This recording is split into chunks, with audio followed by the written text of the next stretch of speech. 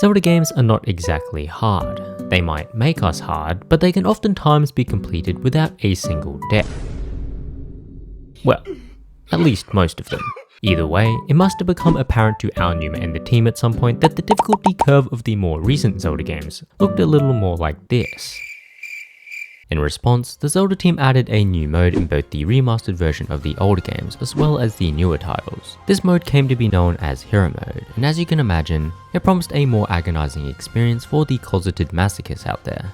Dramatics aside, well, let's be honest, just how hard could this mode truly be?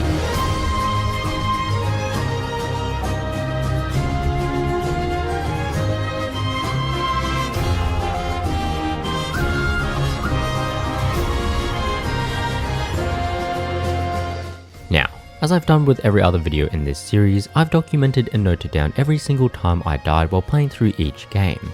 Instances where I've died and been revived by a fairy also count as a death, as I've quite literally perished. At the end of it all, we'll compare which playthrough had the most deaths, and using that, we'll hopefully be able to rank each game's hero mode from easiest to hardest. With all that said and done, let's fly our way on over to the very first Zelda game to include a hero mode.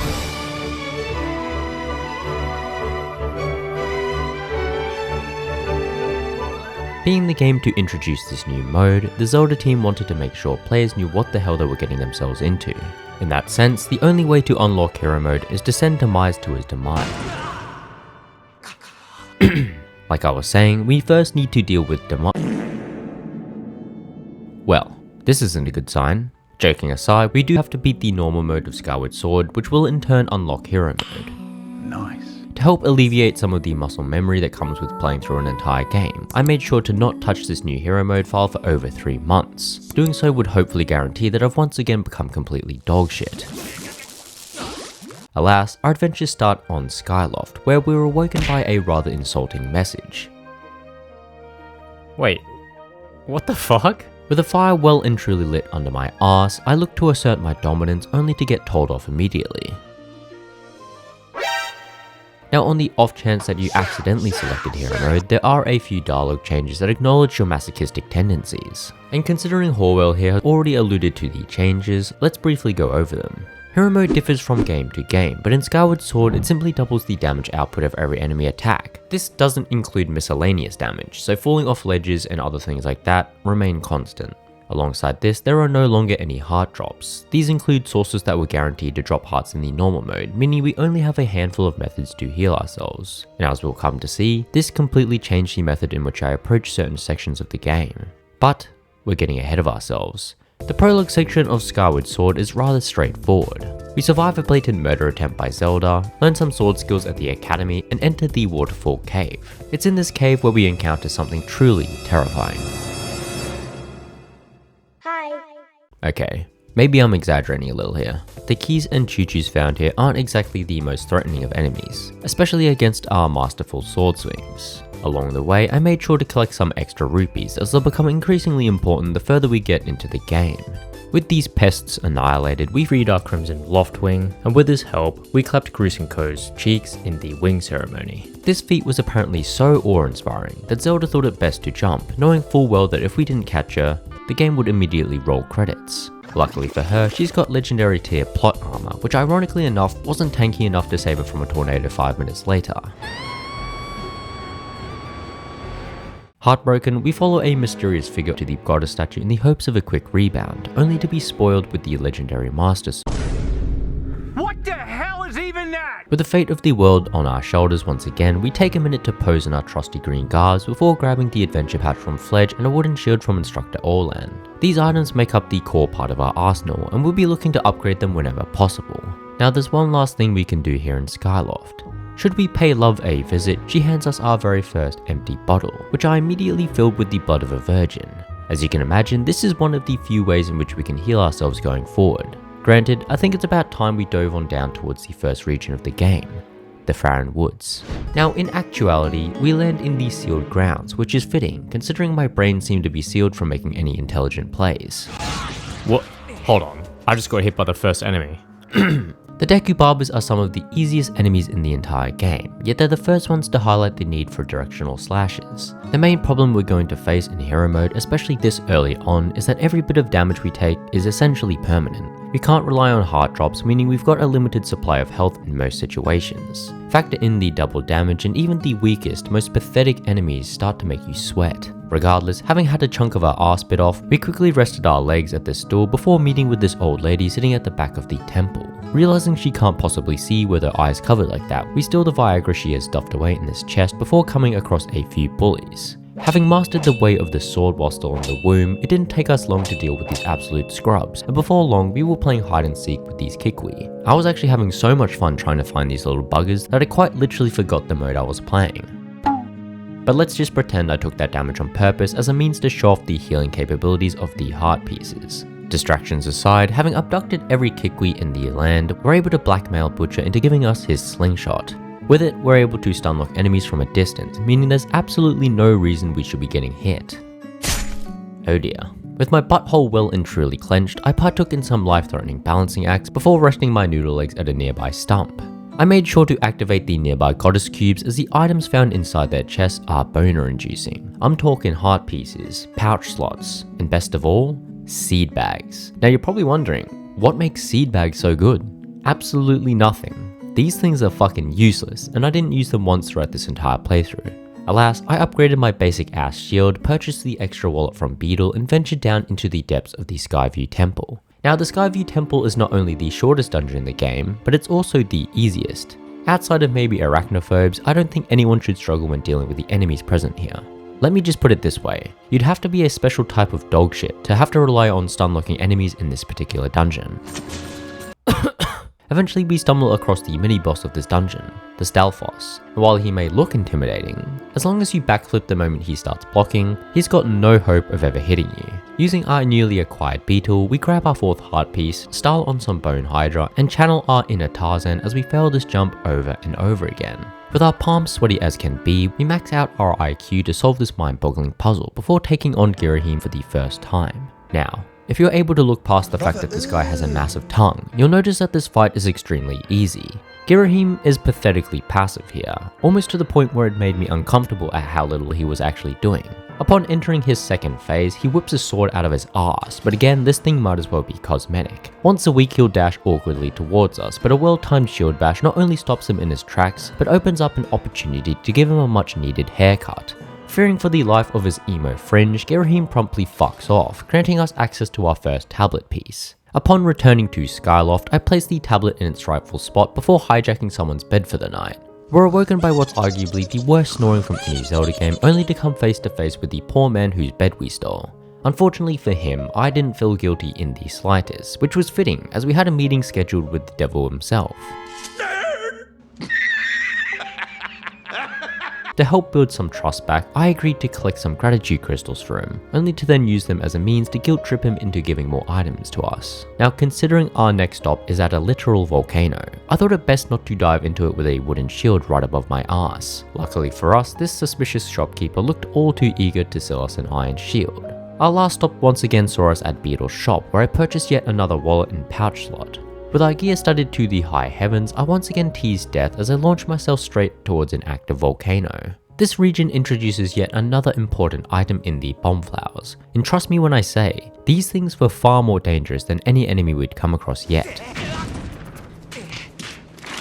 Like a bot programmed to do the same thing over and over again, I quickly found myself in quite the predicament. My inability to pull out the sailcloth on time had left me on 2 hearts, which wasn't ideal considering I was about to walk into an orgy of red bokoblins. Knowing a single swing from these guys would put an end to my career, I leaned forward in my chair and somehow managed to deal with the seemingly endless supply of bokoblins. We weren't out of the woods just yet, and the only thing that could save me in this situation was a seat to sit my fat ass down on. And luckily enough, the bokoblin camps situated around the volcano had these in droves. Following another few self-inflicted bomb wounds, I came across our third source of healing, the fairies. Now usually you'd want to imprison these divine beings, but in this case, a virgin's blood is far more valuable. Link's perverted obsessions aside, we flex our Wii bowling skills, activate a few more goddess cubes, and delve down into yet another dungeon.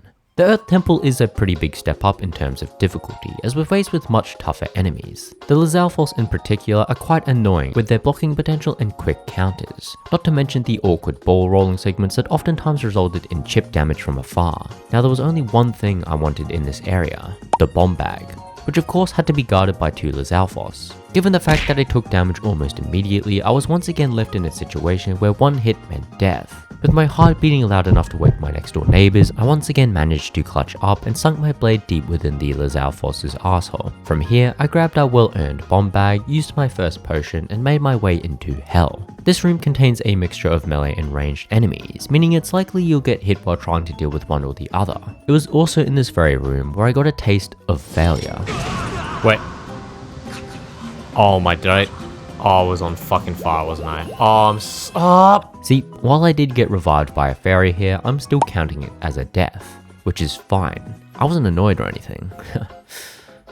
Bro, how am I so fucking... Oh, I'm so fucking stupid, man. Either way, after perfect play, we once again come face to face with Licky Tongue's greatest rival. Using time complications as an excuse, Girahim once again runs away with his tail between his legs, leaving us to face off against Scaldera, the easiest boss in the entire game. 2 seconds later. Oh my god! I can't believe I died in the exact same way, by whipping a bomb out of my flaming ass. Granted, I was able to take him out on my second attempt. Albeit this victory wasn't nearly enough to stop the ever-growing realization that I might be special in some regards. The pain doesn't stop there either, as we were berated and cooked by this rather rude individual.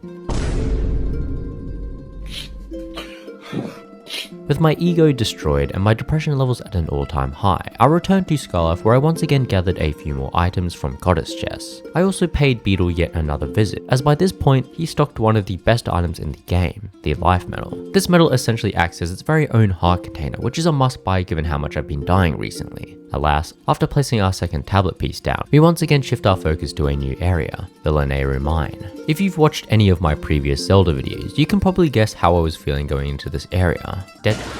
Yeah, so... Anyway. Please. I want to die. This electrifying effect makes even the simplest of enemies absolutely cancer to deal with. The Technoblins in particular are just straight AIDS, and I'd often come out of fights with them wanting to kill myself. Before long, I'd swallowed whatever pride I had left and proceeded to cheese these guys with a slingshot. As brain dead as the strategy was, it was extremely effective as I quickly found myself in the Lanayru mining facility. As you can imagine, the enemies found within this dungeon are just as cancer-inducing as the ones outside. I mean, you got pufferfish that explode on impact, Beamos that'll tase you well before you've even gotten close to them, and Arachne who, well, these guys are completely useless if I'm being honest. There's also these Centrobe enemies that have a 10% chance of disabling your shield, and knowing my luck, of course this would result in another life-edging threat. Blatant skill issues aside, the final behemoth of this dungeon is a relatively easy one. You'd think after 1000 years of evolution, this guy would learn to stop lighting up the eye in the claw he's about to attack with. This one flaw makes his attacks extremely easy to read, and following a few pokes to the eye, this massive arachnid was cooked. Following the world's slowest minecart ride, we once again come face to face with our worst enemy. Because we're a petty bitch, I purposely let Impa get humbled by Girahim before stepping in to save the day. I made sure to rub it in before returning to the sealed grounds where we look to face the best boss in the entire franchise. Oh my god, bro. Oh, hell no, man. What the fuck? Just hearing this guy's name gives me the shivers. He is by far the most annoying and unfun boss in the entire game. He's a dream fight for anyone with a foot fetish, but for the rest of us, he's just an upright slug with huge toes. Thankfully, he's not a hard fight, and after a few dive bombs onto his 5 head, we're able to smack the seal so far into his head that the headache to follow causes him to explode. We then shift our job title from Darkness Sealer to Handyman as we help repair the windmill back at Skyloft, which in turn opens up the pathway to the Isle of Songs. As usual, I'd forgotten to check the weather before going out, meaning the fly over to said isle was anything but pleasant. Regardless, we learned Farore's courage before stopping off at Skyloft once more. Believe it or not, there's a metric ton of shit we can collect and complete at this point in the game. There's the countless goddess chests that we can open, the endless gratitude crystals that we can exchange, the numerous quests and minigames we can compete in, as well as several upgrades we can complete. All of this was completed in the preparation for the next area, Farron Woods. Again. Wait a minute! Yep, so for whatever reason, Skyward Sword only has like 3 main regions, which is honestly pretty fucking pathetic considering its predecessor had more, on the fucking DS. Crash out aside, our return to Farron Woods isn't as easy as you'd think. See, every enemy has gone through a whole evolution cycle while we were away. The Deku Barbers have now become Quadro Barbers, while the Bokoblins have begun injecting performance-enhancing drugs into their system.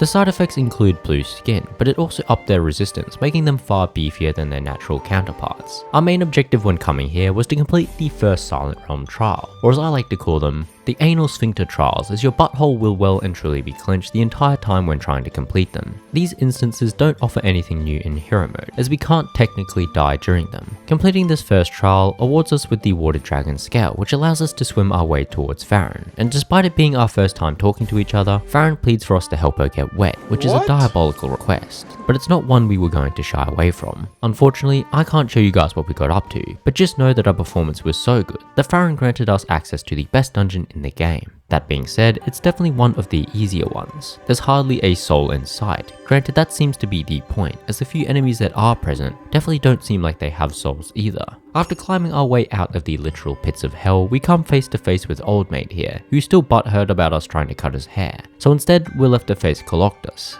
Now, you'd think with 6 arms, this guy would prove somewhat challenging. Unfortunately for him though, him being stuck in the ground really limits his range, making it far too easy to dodge most of his attacks. Heck, it's a good thing he never tries to stand.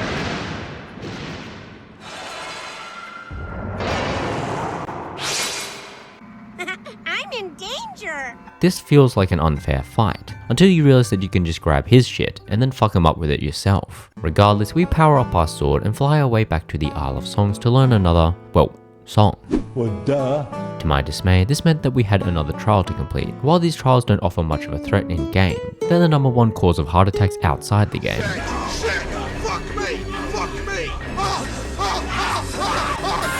But more importantly, we're given our very own yacht, which, I mean it's no premium yacht, but it'll have to do. Using it, we can then sail over to Skipper's Retreat, where I fell for every trap in the book. I also couldn't seem to aim properly, which seems to be a common occurrence in these videos. The worst was yet to come, however. See, after taking some time to question my life decisions, I found myself in an enclosed space with 2 Lizalfos. Now, in most cases, I'd have no problems dealing with these guys, but for some reason, just a moment before this, I decided to turn my monitor off. With that in mind, it was a given that I'd take some damage here. After a few more questionable plays, I found myself back on the 7 Seas -6, where I was hunting down an invisible sand ship. Now the idea is to use our dowsing abilities to locate the ship, or in my case, just guess and end up somehow inside it. For how much hate Skyward Sword got following its release, you have to admit that it's got some god tier dungeons. That being said, there seems to be a correlation between the difficulty of a dungeon and how good it is. Because like the ancient cistern, the enemies found in the sand ship are extremely basic. Skirvo, while a cool mini-boss, also doesn't pose much of a challenge, as his lack of skills really does make me question how he became a pirate captain in the first place. With my ego at an all-time high, I breezed through the majority of the dungeon, only facing issues during the latter half, where I was ganged up on by a bunch of glorified totem poles. That's about where the challenge ends though, as the boss of this dungeon is also extremely easy. In fact, I'd wager I could beat this thing with a blindfold on. Anything to save my eyes from this behemoth.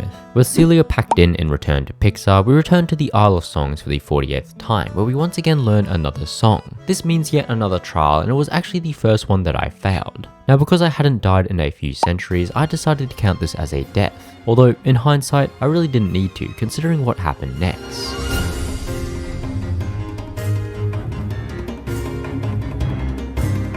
Yeah, so if this Grappa robot gets hit at all during this section, then you have to try again. The worst part though is the game doesn't even heal you back up, meaning any damage you took in the previous attempts stays with you. As stupid as it sounds, this was by far the hardest part of the run so far, as I failed it over and over again. Having punched a few holes in my wall, I eventually lucked out on a run where I managed to defeat both Lizalfos. This meant we could finally head down into the Fire Sanctuary, where we quickly toggled our aimbot to make short work of the enemies here. By this point, Girahim had run out of excuses to not fight us, meaning it was time to finally have our second showdown. Since our last encounter, Girahim seems to have learnt Armament Haki, which is concerning considering he was already annoying enough to begin with. Haki aside, he's far more aggressive this time, oftentimes countering straight after blocking your attacks. By this point though, we'd gathered so many heart containers that we were essentially indestructible, and while I found myself on my ass more times than I'd like to admit, we were the eventual winners. With another win under our belt, we obtained the Master Sword, complete a few minigames, and sketch a masterpiece even Bob Ross would be proud of. Wait, what? That was a fucking arrow. How is that not an arrow? Wait, what? Hold up. We seal the imprisoned for the second time, fight off this massive parasite, and then seal the imprisoned again.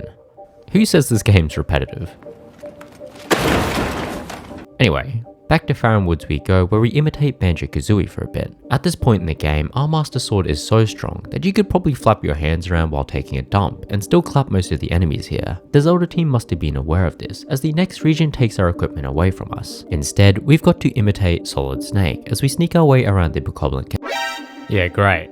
What? How does he even see me? Eventually, we grab our gear and talk to the Fire Dragon, meaning there's one last region to explore, the Lanayru Gorge. Now this section is by far the hardest out of the three. Essentially, we need to escort a timeshift stone back to the remains of the Thunder Dragon. The only problem is the enemies that spawn along this auto-scroller type level. They're so fucking annoying. Just the sheer number of them makes taking minimal damage almost impossible. Having considered ending it all, I revived the Thunder Dragon who tried to tempt us into his Thunder Round minigame. Look, if it was normal mode, I'd happily jump right in, but in hero mode, the only thing waiting for us in that gauntlet are some ferocious backshots. Valuing the purity of my nether regions, I instead requested to learn the last part of the song, meaning we could finally gain access to the final Spirit Realm tree. Wait, there's still another one? With my sphincter working overtime, I was able to clear this final trial, which in turn granted us access to the final dungeon of the game. Unlike the majority of the dungeons we've conquered so far, Skykeep requires us to activate our brains, as we're tasked with shifting around the rooms in a specific order through this panel.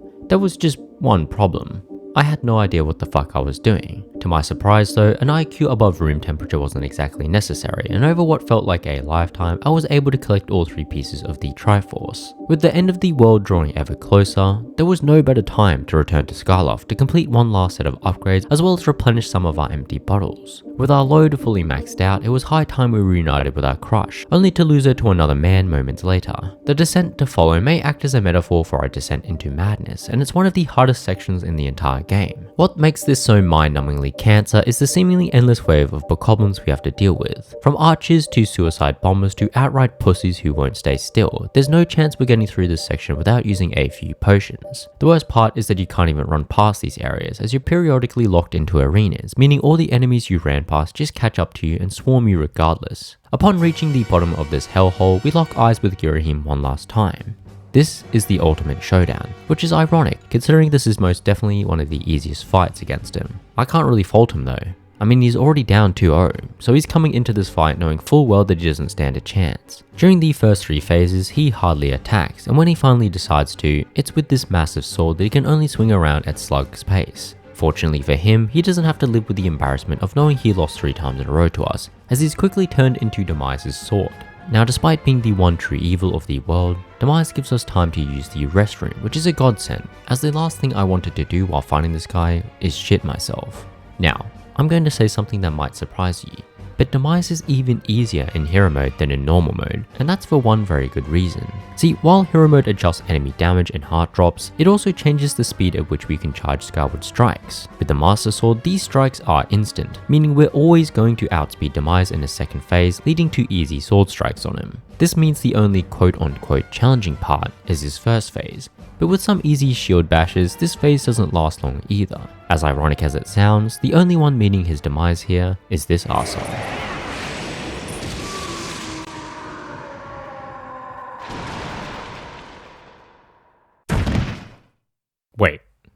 Wait, what's happening? No. It can't be. No. Oh, I have to do all that shit again! Thus ends our first hero mode run, and with just 8 deaths to our name, I wouldn't blame you for thinking Skyward Sword's hero mode is easy. That being said, we've got nothing to compare it to yet, and you'd be surprised at how it compares to this next one.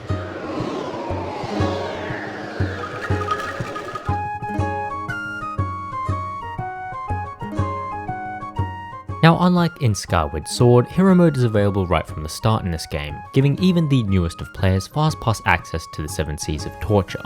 Not to worry though, as I'm anything but a new player.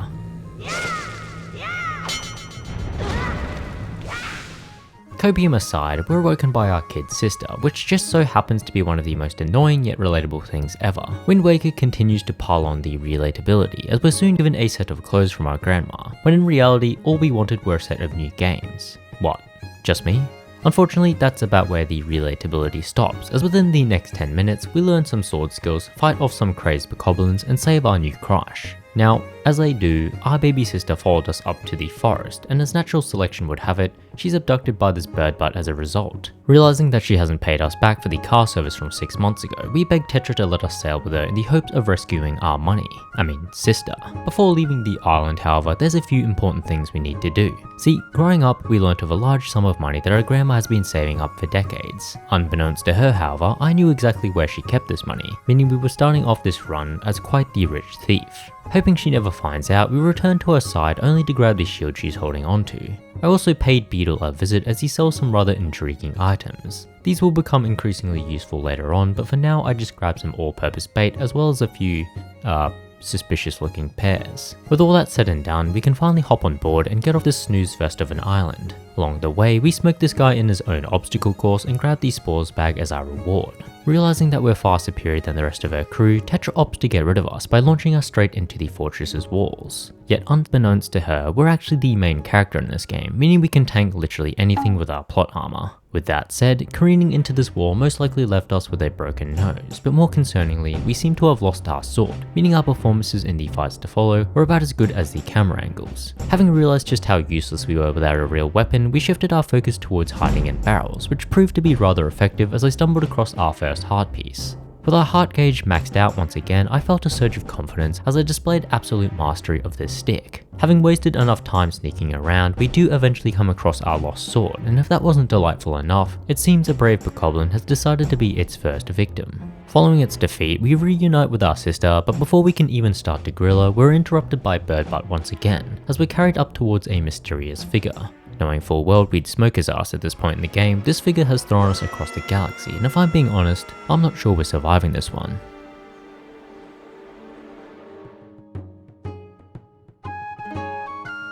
Psh, who am I kidding? Link is him.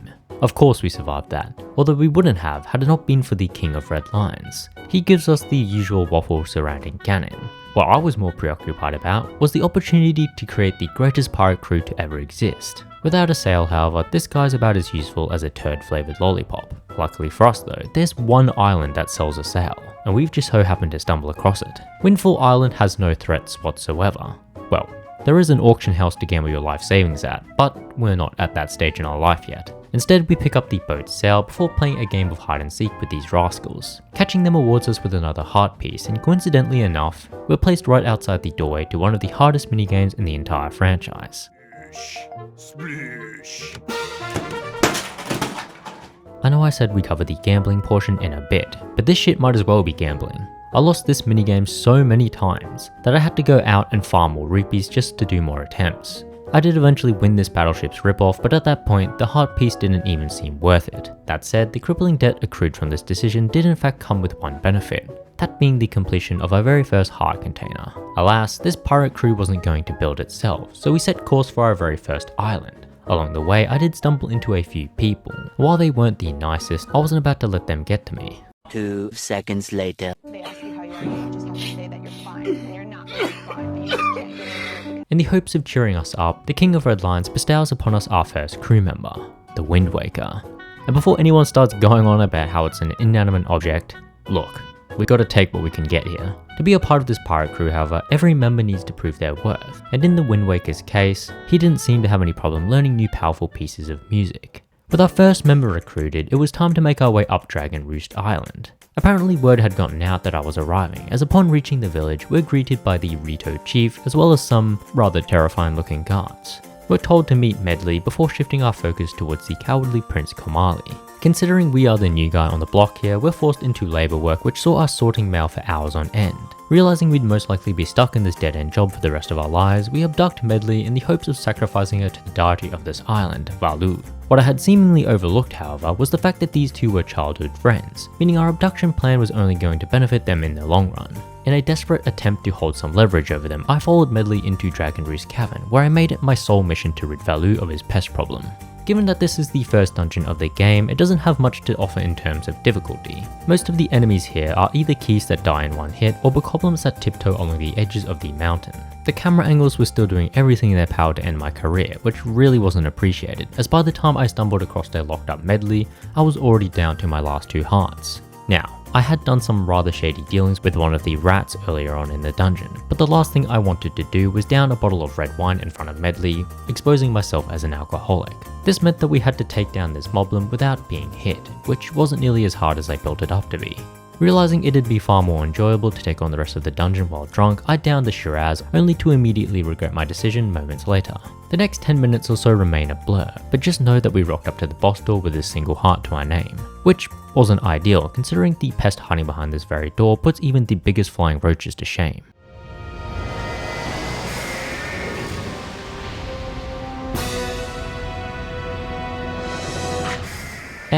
You know what? I could take him, were words I never once uttered as I pussied out and scooped up the 2 fairies located in the jars outside. In hindsight, this was a life-saving decision, as despite this Goma fight being incredibly easy, I still managed to take 1.5 hearts of damage. Disappointed in our drinking habits, Medley brutally turns down the offer to join our crew, meaning we're on our own once again. With our morale at an all-time low, there was only one thing that could get us back on our feet: gambling. What? Doubling down on life-ruining decisions shouldn't be on any kid's priority list, but if we were going to build the ultimate pirate crew, we were going to need to beef up the King of Red Lions. And if F1 has taught me anything, it's like going fast is always cool. Knowing this, I just had to have the Swift Sail, which is an item added into the HD remaster of Wind Waker. The only problem is we have to gamble our hard-earned rupees for it. Having followed in our father's footsteps, however, we know precisely how to stunlock our competition. And just like that, we'd won both the Swift Sail as well as an extra piece of heart. I also spent some time helping out the townspeople. This saw us taking photos of people without their consent, using the windmill to sneak into someone's house, as well as spreading some false accusations regarding some cheating taking place. These toxic acts ultimately got us banished from the island, which worked out for us as we could now take our newfound anger out on some poor bokoblins. Our spoils of war include an empty bottle with the faint smell of piss, which is disturbing but not concerning enough to stop us from drinking from it. Piss bottle in hand, we sail our way on over to the Forest Haven, which just so happens to have a potion shop where we can mask the musty smell oozing from our pockets. Upon arriving, however, it became clear to us that this smell was the least of our problems. Makar, the divine god of the Koroks, had apparently been captured, and only another god had any hope of rescuing him.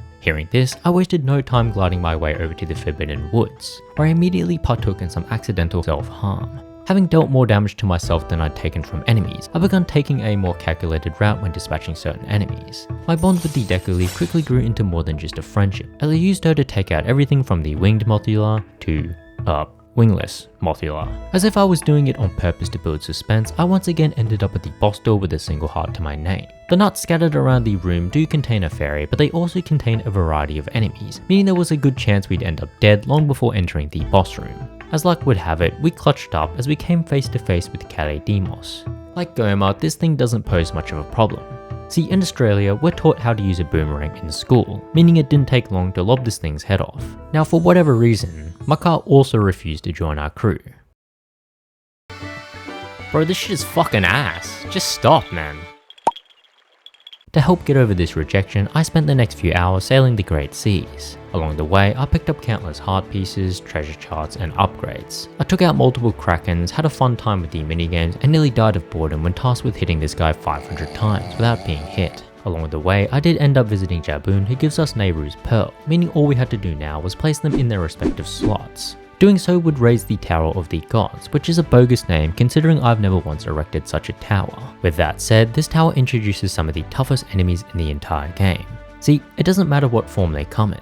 Beamos have got to be up there as one of the most annoying units to ever infect Hyrule. It's also in this very tower where we come across our very first Dark Knight. And while they aren't particularly hard in this installment, the reaction times needed to counter their attacks only increase the weaker they get. Now, you'd think a tower that references God would have one as its boss, but as a great purple man once said, Reality is often disappointing.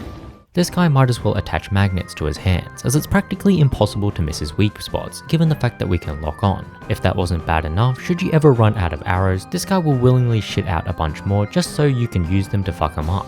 Like, what? I know he's supposed to be like testing us, but imagine handing in a blank exam paper, only to then get it back an unlimited amount of times until you score 100%. Like, how the fuck is that even a test anymore? Ranting aside, we ring the third bell of awakening, only to arrive at a Hyrule Castle where absolutely nothing is, well, awake.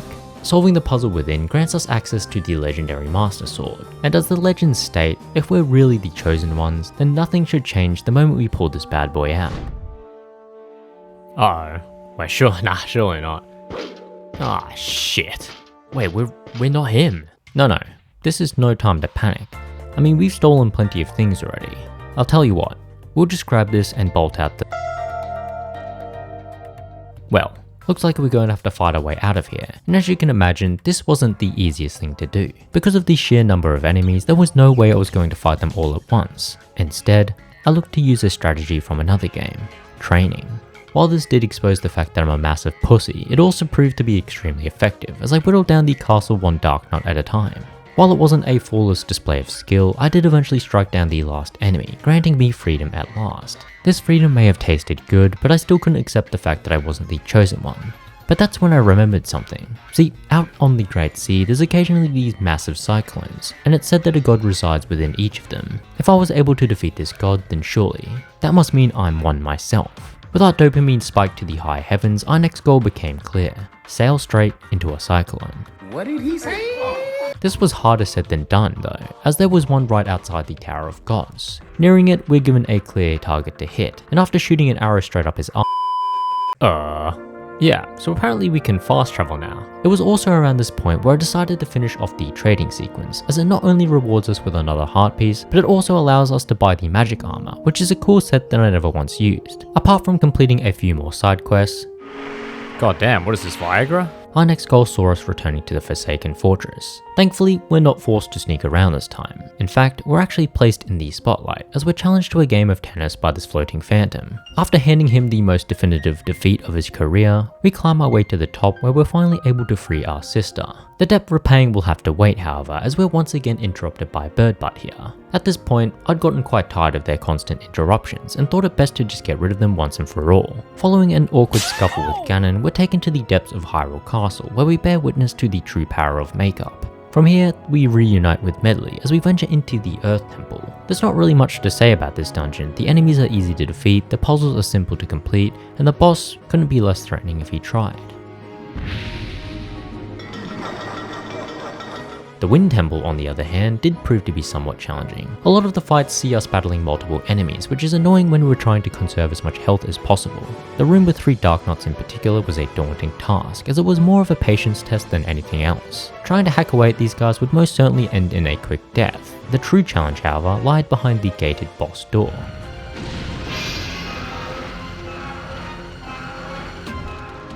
Mulgera is one of those bosses that shouldn't be too hard to defeat. His attacks are slow and the tells are extremely obvious, yet I found myself getting snacked on like I was some kind of Kit Kat. Unlike the majority of the bosses we fought so far, he also deals a significant amount of damage in hero mode, meaning if we're not careful, we could very well end up dead. Now while I did offer, both Medley and Makar refused to join our pirate crew once again, but with some cheeky guilt tripping, I was able to persuade them into helping us restore our Master Sword to its former glory. With the true Master Sword in our hands, all that remained was to save the world, but before that, there's one last challenge to see if we're truly the chosen one. The 2 gauntlets leading up to this were just the beginning, and if its name was anything to go by, this was probably going to be our hardest challenge yet.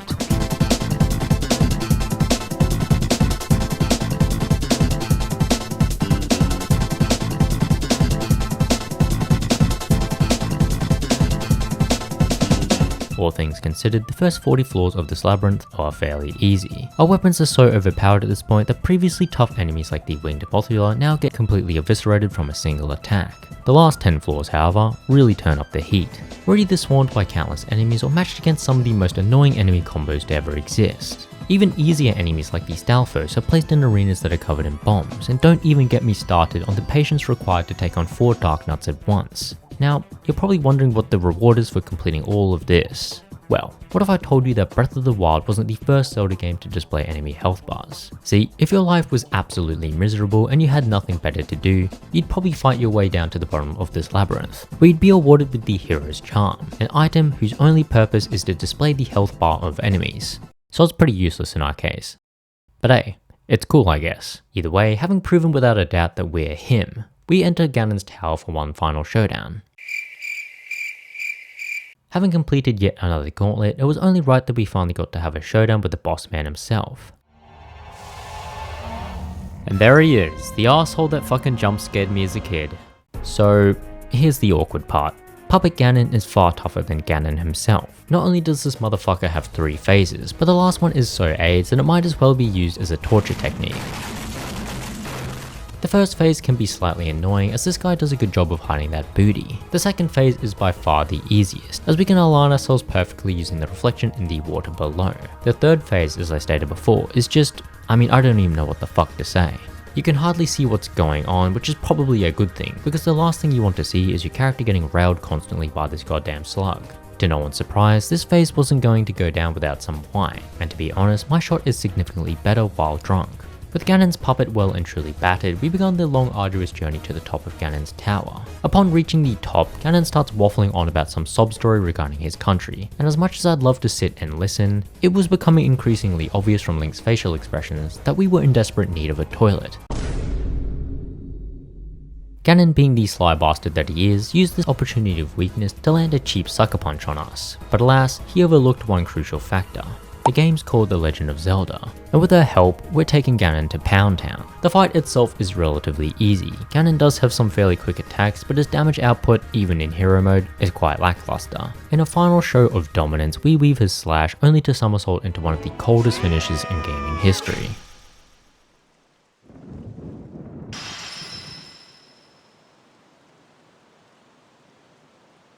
Oh, just fuck off, man. Now, do you remember when I said Skyward Sword could be considered easy because I only died 8 times during it? Well, in Wind Waker, I died a whopping 0 times, which probably doesn't surprise anyone. Even on hero mode, this game is often considered one of the easiest Zelda games in history, which isn't something that can be said about this next game.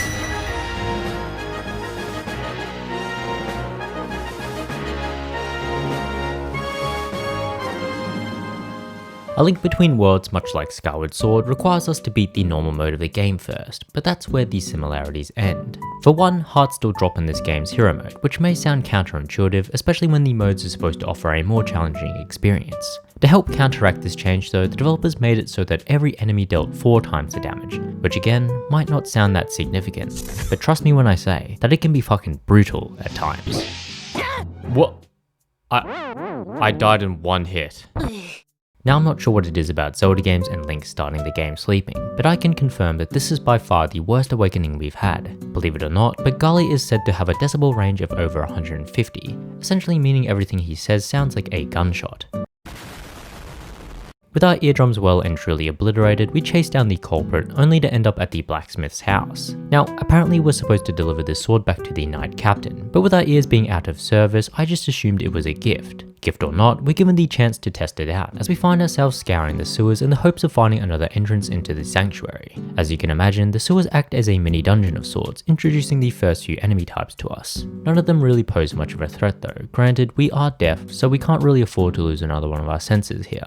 Having fought our way out of the sewers, we miraculously appear within the sanctuary, where we are quickly humbled by Yuga, the main antagonist of this game. As Yuga kicks us to the side and walks off with the first of the 7 sages, there was just one thought that came to mind. Why can't I smell anything? Following a short coma, we're jump scared out of a bed by a strange individual. Now, while it's always a cause for concern to have a random stranger in your house, what was giving me far more anxiety was the fact that I still couldn't smell anything. There was no denying it at this point.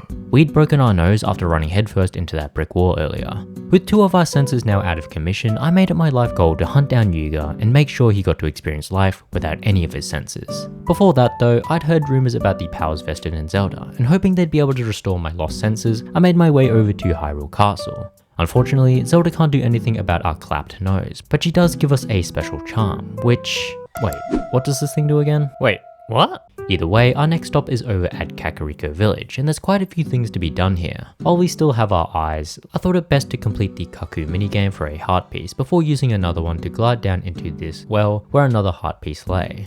I used the rupees we won from the Kaku minigame to buy our first bottle and decided to grab the bug nest and shield while I was here. That's about all there is to do here, meaning it's time we headed over to the Eastern Palace. Along the way, we rent the bow from Ravio, and using it we fight our way through the palace grounds. At the entrance we meet with Osfala, and while we may not be able to hear what this guy is saying, you already know that this guy is going to get bodied. The Eastern Palace is the first real dungeon of the game, meaning it's also one of the easiest. What's worrying, however, is that every single thing in this dungeon can kill us in 2 hits. It doesn't matter if it's a light graze from a metal ball or an arrow straight to the heart.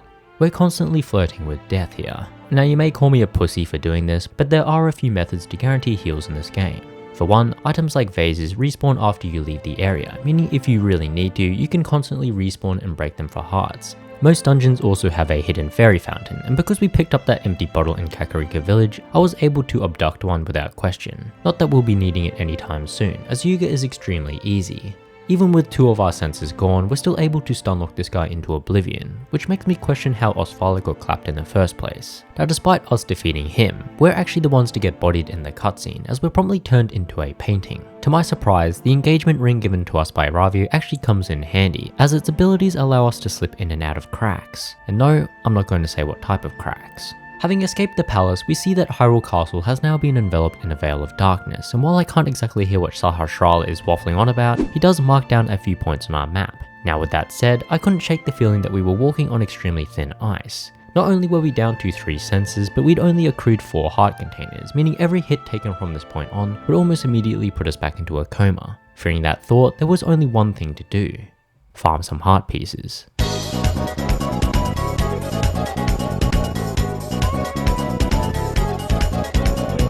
While I was collecting these heart pieces, I also managed to buy the smooth gem as well as sneak up on this absolute amateur.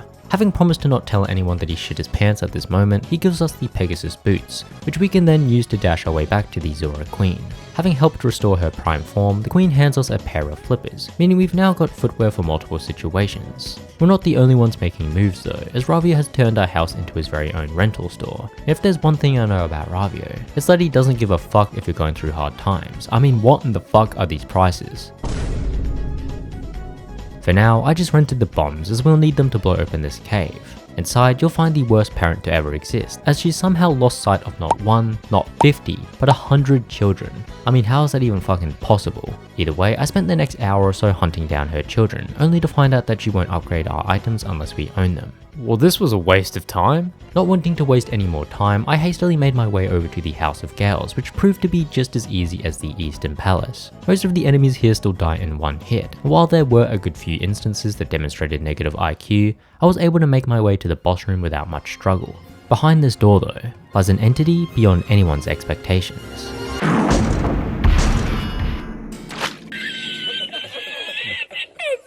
I mean, who expected this guy to be this easy? He doesn't even do any direct damage. Instead, he's supposed to knock you off the edge like some kind of Molden wannabe. The only problem is fall damage isn't increased in hero mode, nor do we have to restart the fight each time we fall. This results in a rather lackluster fight, where we slowly blind the poor bugger. To my horror, I adventure saw us tackling Death Mountain next. Annoying ass enemies are one thing, but this place has got to be one of the only regions in Hyrule that actually lives up to its name. Everything here wants to kill you, and I mean everything. Thankfully, there are multiple heart pieces and even a random fairy fountain along the way.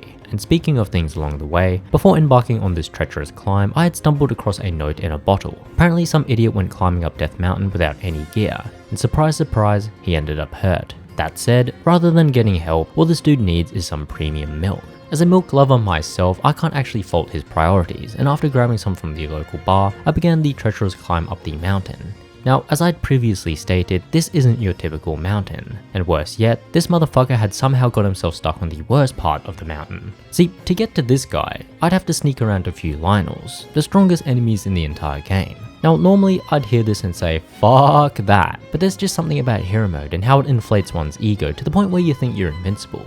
I learnt soon after that I most definitely was not. What? I died in 1 hit. Luckily, the fairy I had imprisoned saved the day, and I was able to make it onto the ledge where this adventurer lay waiting. As thanks, he gives us our 3rd bottle, which I immediately filled with some red bokoblin blood. With that said, it was time to take on the Tower of Hera, the most lethal dungeon yet. That said, there's quite a few ways to cheese your way through it. Mini Molderms, for example, can be rather annoying because of their rapid and inconsistent movement patterns. None of that really matters though when you can just throw bombs at them from up high. The dungeon also features a few auto-scroller sections where you need to avoid certain obstacles along the way. These however can be blocked with your shield, making them far less threatening. The biggest challenge however has to be the dungeon boss Moldorn. This fucking worm has always been an annoying boss to face, mainly because he won't stop moving. It's almost impossible to predict which way he'll turn at times, and in hero mode, this guy does 4 hearts of damage a hit. Being the frugal dumbass that I am, I held off on using my second potion of Bokoblin blood, as I truly believed in my heart that I could get the last hit off without needing it. You're not that guy, pal. Trust me. You're not that guy. Okay. In the span of about 20 minutes, I had been humbled twice. Even with 2 blood potions and a fairy, I barely managed to get by on this one, which didn't fill me with confidence going forward. Regardless, with our final pendant collected, we pulled the legendary Master Sword out of its pedestal, and using it we tore our way through Hyrule. Okay, in reality this was a rough time. Hyrule Castle is filled to the brim with some of the toughest enemies yet. The ball and chain trooper alone had me strapped and bent over, and trust me when I say that 4 hearts of damage isn't nearly enough to account for where that spike ball ended. By the time I had reached the latter half of the castle, I was completely out of Bokoblin blood, meaning I'd have to deal with Yuga with whatever life I had left.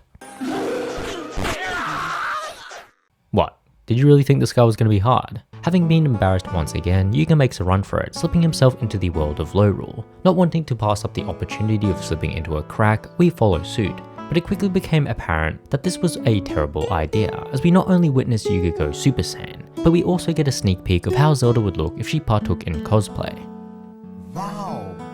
These events were so shocking that we end up collapsing, only to awake on the worst substitute for a bed ever. It's around this point where the game really opens up, as we can essentially complete the remaining dungeons in any order that we wish. That being said, there are certainly routes that are far more efficient than others, and it might surprise you to know that having a good strategy here is absolutely crucial. In the same way that having an extraordinary CRM app is pivotal when it comes to dominating your competition in sales and revenue potential. Luckily for us, Ravio here stocks one of the greatest CRM apps to ever exist, and unlike the rest of his apparatus, this one's completely free to use. With Odoo CRM, you're able to do anything and everything, from tracking leads to creating quotations and most importantly, closing those spicy opportunities. Forget Zelda. Check out this majestic pipeline, designed to make your job effortless. The CRM pipeline lists each opportunity as a card, and with each card coming equipped with all the essential information, it makes processing and forecasting expected revenues accessible to all.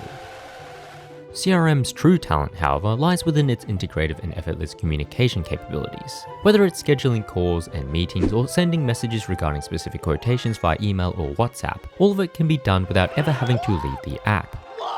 So, what are you waiting for? Let Odoo CRM take care of the tedious and stressful aspects of sales, and watch as your business closes deals even Ravio would be jealous of. Be sure to click my link in the description below to start using CRM today. It's free to use as your first app, so there's no harm in giving it a shot. Thanks again to Odoo for sponsoring this video. Now that we have access to Lorule, there's quite a few things we can collect here. We have to be careful though, as the enemies here make the ones back in Hyrule look like walking teabags, not to mention their damage. Dude, wait, it's still gone. Oh my fucking god. In a panic, I spent the next hour or so collecting some more heart pieces. Out of all of them though, this baseball one was by far the hardest. With another heart to our name, it was finally time to venture into the thief's hideout. By some miracle, we're not immediately caught out by this guard, who instead gives us free reign over the area. Link, being the man that he is, immediately notices the smoking hot babe locked up down below. Looks like the sage's portrait won't be the only thing we'll be stealing from this dungeon. Anyway, the reason I chose to do this dungeon first was because it's probably the easiest out of the whole bunch. Additionally, in order to gain access to another dungeon, we'll need to free this particular sage as he still possesses the sand rod. Now, you're probably wondering, what makes this dungeon the easiest? Well, what if I just show you?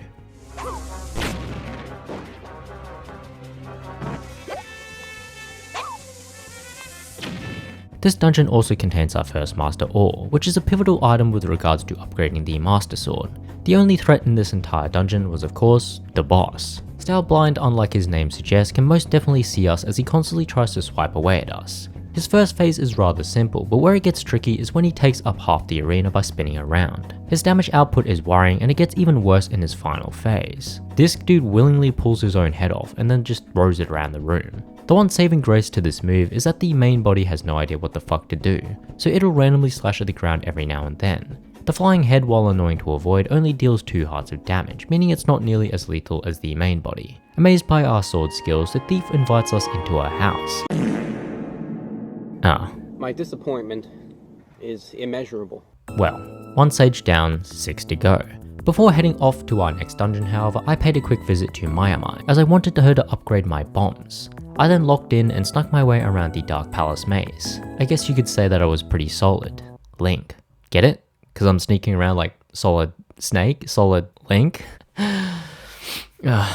It's been a long day. Anyway, the Dark Palace is considerably tougher than these thieves' hideout. It contains tougher enemies, some of which you can't even see. Not only that, but pretty much everything here does 4 hearts of damage, which is quite worrying. That said, I did come prepared. Remember those upgraded bombs? Well, they absolutely obliterate most of the enemies in here. The main reason I upgraded my bombs though was because of the beast lurking in the depths. Now even with the upgraded bombs, the Germasaur King is no joke. His attacks deal a significant amount of damage and his Shadow Rush attack is extremely hard to avoid. What I hadn't realized, however, was that this guy had his own gravitational pull. I know it looked like I just charged straight into him there, but I swear, that was the game. That wasn't me. With copium filling my lungs, I did manage to beat him shortly after. With another sage saved, I made my way over to the blacksmith in Hyrule. One thing I did forget to mention was that the Dark Palace contained another Master Ore, and with 2 of these in our possession, we're able to upgrade our Master Sword to level 2, which doubles its damage going forward. Now here's where things got a bit tricky, as there were 2 dungeons I considered next. On the one hand, there's the Swamp Palace, which contains an item that halves all the damage we take. On the other hand, there's the Desert Palace, which contains the Titan Mitts. Now considering these mitts make getting to the Swamp Palace extremely easy, you'd think this would be an easy choice. The only problem is that the boss lurking in the Desert Palace just so happens to be my most hated boss by far.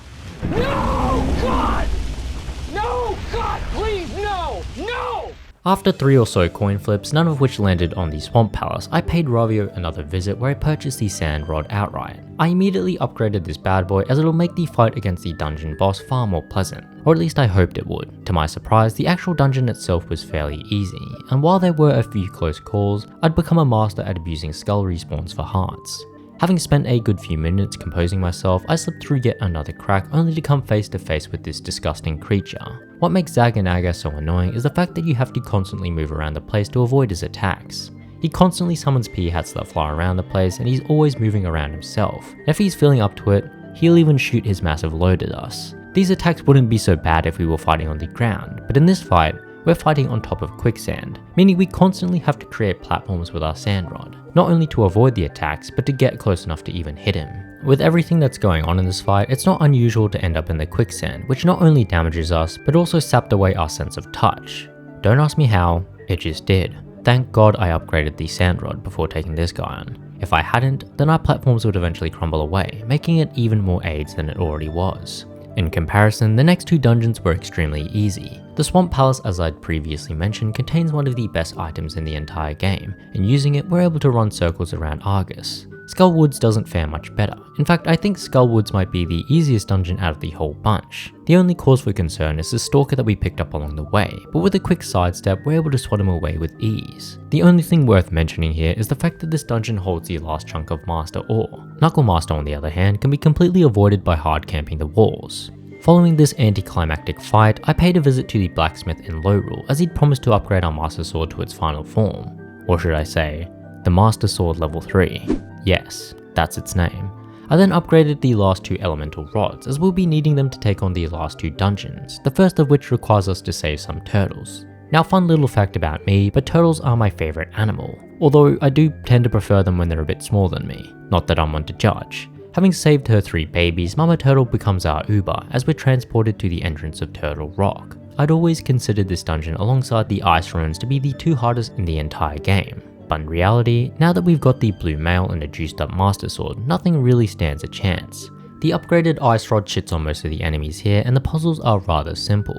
I'd gotten so cocky in fact that the most damage I took came directly from falling into the lava myself. Again, you'd expect the dungeon boss to put up some kind of a fight, but in reality, Crynex's attacks are embarrassingly easy to avoid. Almost as embarrassing as my pronunciation on some of these bosses. His rolling shell attack may have given me some problems in the past, but then I discovered that you can just stand in the corner with your shield up and this fat ass will never hit you. With Impa restored to her former glory, this left us with 1 final sage to save. Now as I've said, the final dungeon itself isn't too bad. The real challenge though, is actually getting to it. Not only do we have to scale Death Mountain once again, but we've got to carefully maneuver our way through increasingly dangerous platforming segments. The dungeon itself looks to mimic these platforming segments, but the lack of moving obstacles made these significantly easier to get through. Dark Stair, on the other hand, did scare me a little. The fight not only takes place on ice, but this guy's attacks do a staggering 8 hearts of damage, which is absolutely ridiculous, especially when you remember that we're already wearing our blue tunic. As thanks for saving them, the great sages use their divine power to erect a staircase, allowing us to reach the Triforce. And if you think that's a lame use of their powers, that's because it is. Wanting nothing to do with them following this pathetic display, I made my way over to Lovril Castle, where I cheesed the fuck out of every guard there. My scummy tactics knew no bounds, as it wasn't just standard guards that I cheesed. This is pretty fucking lame what I'm doing here. Now, if you can believe it, there's one last upgrade we can collect here. Hidden by a secret pathway lies a chest, that when opened grants us the red mail. This item couldn't have come at a better time, as not long after, we come face to face with the toughest boss in the entire game.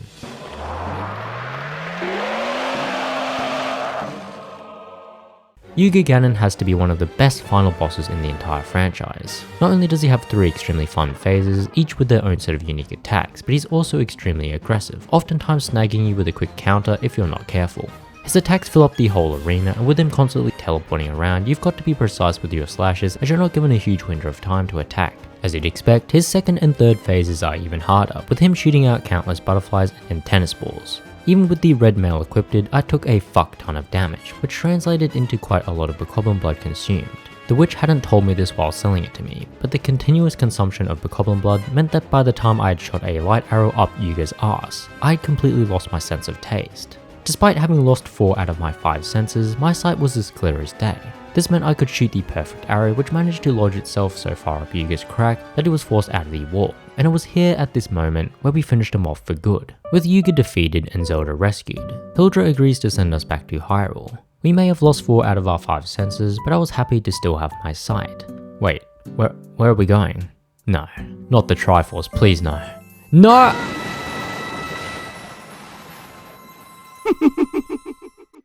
Well then, what I was going to say is that hero mode on this game gives us a slightly different ending scene, but considering we're blind now, I don't think we'll ever get to see it. At the end of A Link Between Worlds, I died a total of 5 times. I know it says 0 here on the end screen, but that's just because this counter doesn't consider fairy revivals as deaths. Either way, this places A Link Between Worlds in the middle for now, which isn't something I expected when coming into this challenge.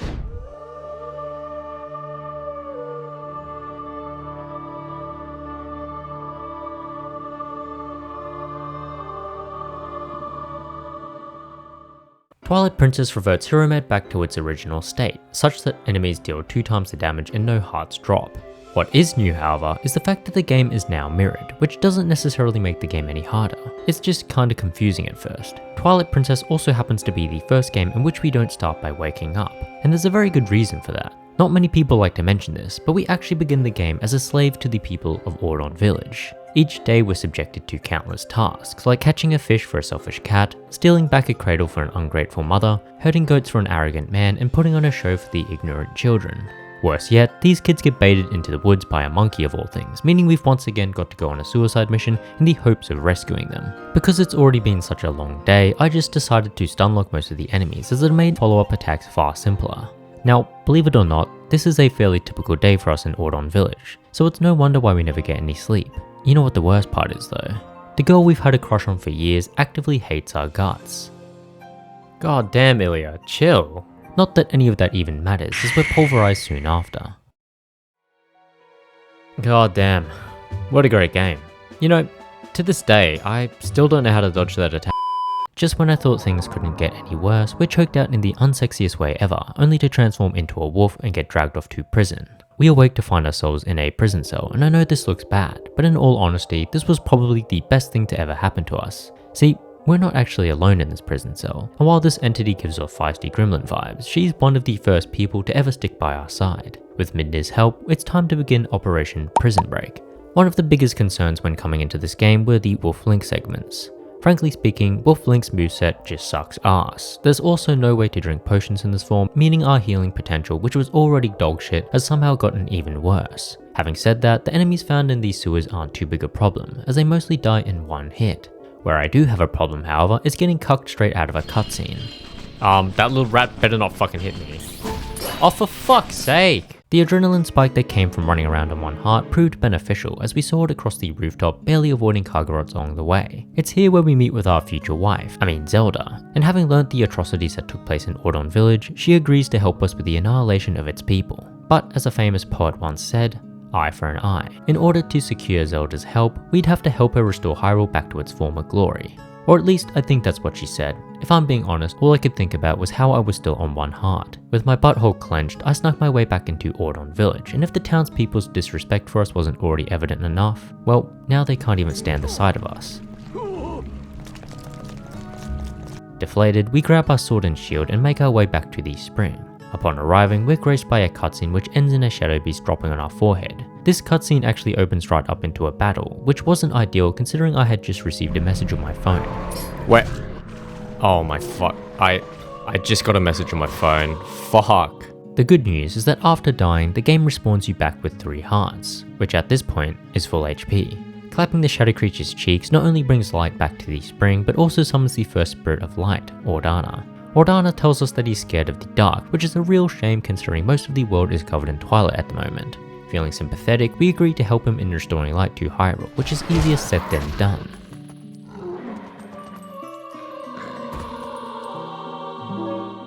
Note to self, never grab attack these guys as it opens you up to a follow-up attack. Eventually we meet with the Spirit Farron, who gives us our first Vessel of Light. This marks our first Twilight segment, which sees us running around catching bugs like we're some kind of farm animal. What I should mention is that the tears we collect during these segments actually restore a heart each time. It's not the most groundbreaking feature, but it does offer another way to heal ourselves. Having collected all the tears, light is once again restored to the region. Jealous of the fact that we look slightly cooler than him, Farron restores us back to our human form, allowing us to do quite a few things. First things first, we returned home to collect our life savings, and using this money we're able to buy some more milk, which is quite overpowered in the early game as each bottle holds 2 servings. We also purchased some lantern oil from Koro as our current supply quickly gets drained by a cheeky monkey. Alas, this was no time for animal cruelty as there was a dungeon we needed to conquer. As is the case with most introductory dungeons, the forest temple isn't too threatening. Most of the enemies here are easily stunned by the slingshot, and should they get a hit on you, they only deal half a heart of damage, even in hero mode. On the off chance that we do take some damage, there are plenty of heart pieces that can heal us up. With the help of our monkey friends here, we're able to cross the pits of hell, which is ironic especially considering how heavenly this next room is.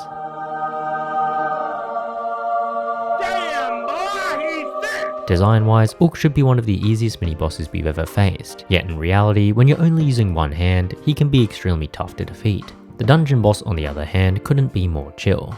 Sure, he looks pretty intimidating, but by taking a few steps backwards, we've already won the fight. Diababa can't reach us back here, so he spends the whole fight just dancing around in the background, ready to get laid out. Having acquired our first fused shadow, our next goal saw us travelling to Kakariko Gorge. Along the way, I made sure to pick up a few more heart pieces, and to my surprise, it seems our wolf-like instincts have rubbed off on our human form, as I also collected some golden bugs out in the fields. Having barely stepped foot in Kakariko Village, I was quickly reminded of just how terrifying shadow beasts are at this stage in the game. Real pain, however, is trying to collect a bunch of tears while fighting off countless shadow creatures, all while you've got meteorites hotlocked to your ass. Bro, how does that even fucking hit me? Like, come on. By the time we'd restored light to the region, we were already on to our next suicide mission. With our gym membership collecting dust, I knew for sure that there was no way we were beating this guy in a legit brawl. With this in mind, we bolted back to Ordon Village where we slapped the shit out of the village mayor. As a peace treaty, he offers us the iron boots, which we gracefully accept as we rush our way back to Kakariko Village. Following our return to the village, we catch a small glimpse of the same bastard who humbled us in the beginning of the game. And if there's one thing I care about, it's revenge. So you just know we're chasing this guy out into the fields and fucking him up. Wanting a flashy execution, we square up on the Bridge of Eldin, where I absolutely outclassed him in a few rounds of jousting. Realizing that we are him, we strike one of the coldest poses in gaming history, and then make our way up Death Mountain. With our cheat code strapped to our legs, we're able to throw Gorons aside with ease. Wait, are we literally freezing time with these throws? Holy shit, we're actually fucking insane. Even the village elder, who's apparently a 4-time Olympic champion, couldn't stand up to us. And fearing for his life, he grants us access to the Goron mines. With the foresight of a god, we had already picked up the Hylian shield, meaning we were impervious to fire damage. Even so, this dungeon likes to play tricks on us. there's falling slugs, timed puzzles, and unbearably long walking sections. That said, there are numerous hard pieces to collect here, meaning most of the damage we've taken so far can be healed up rather easily. Having walked for what felt like a few decades, we eventually end up in a room with a hanging platform. Waiting patiently for us on the other side is Dungoro, the mini-boss of this dungeon. Now again, in theory this guy should be pretty easy. In practice, however, recovering from what many would consider a huge skill issue, we are able to take him down with 1 heart remaining. This unfortunately meant that I had to drink my one and only red potion, which if I'm being honest, was quite concerning. Thank God the final boss of this dungeon was just a slightly tanned Goron. Yeah, that's enough buddy, no one wants to smell that putrid breath of yours. With another few shadow piece to our name, we return to Kakariko Village to collect a few more heart pieces as well as purchase a bag of bombs. I then suddenly had the urge to collect a few bugs, so I spent the next 10 minutes or so going on a hunting spree. These bugs don't serve a purpose yet, but as you'll come to see, they're quite valuable and definitely worth picking up along the way. With our bug collecting fix under control, it was finally time to make our way towards Elenaru. The main enemy we've got to beat here is the Twilight Carrier Kagurot, which is essentially just a bigger Kagurot with a Bulbin archer on its back. What makes this fight somewhat annoying is that we're stuck in wolf form, meaning all we can really do is wait for him to swoop down, giving us a chance to pounce his ass. I did take a few hits while attempting this, which almost cost me later on down the line. For now though, we're snatched up by this Kagurot and forced into a mini flying section where we get to pilot the Kagurot through some relatively basic caverns. The area where we disembark happens to be covered in ice though, and despite picking up on this, I had complete trust in my own paws, which was a foolish thought to have. What? I'm dead. Oh my fucking god. This left us on 1 heart yet again, and with no way to heal ourselves in wolf form, all we could really do is hope and pray as we arrived in Zora's domain. As someone who's not a fan of seafood, I wanted nothing to do with this place, yet we were once again forced to restore light to the region by collecting some tears. Unfortunately, my own tears didn't count in this situation, but as I described before, the tears we do end up collecting actually help heal us back to full HP. Somehow we end up having to face off against my sister, and while she oftentimes gets the better of me in real life, there's no way I'm letting her take me out here. Having banished her once again, we meet with Elenaru, who tells us the dark power we seek lies at the bottom of the Lakebed Temple. If there's one temple that I absolutely dread, it's this one. And I'm definitely not alone in that thought. I mean, just have a look at Link's reaction.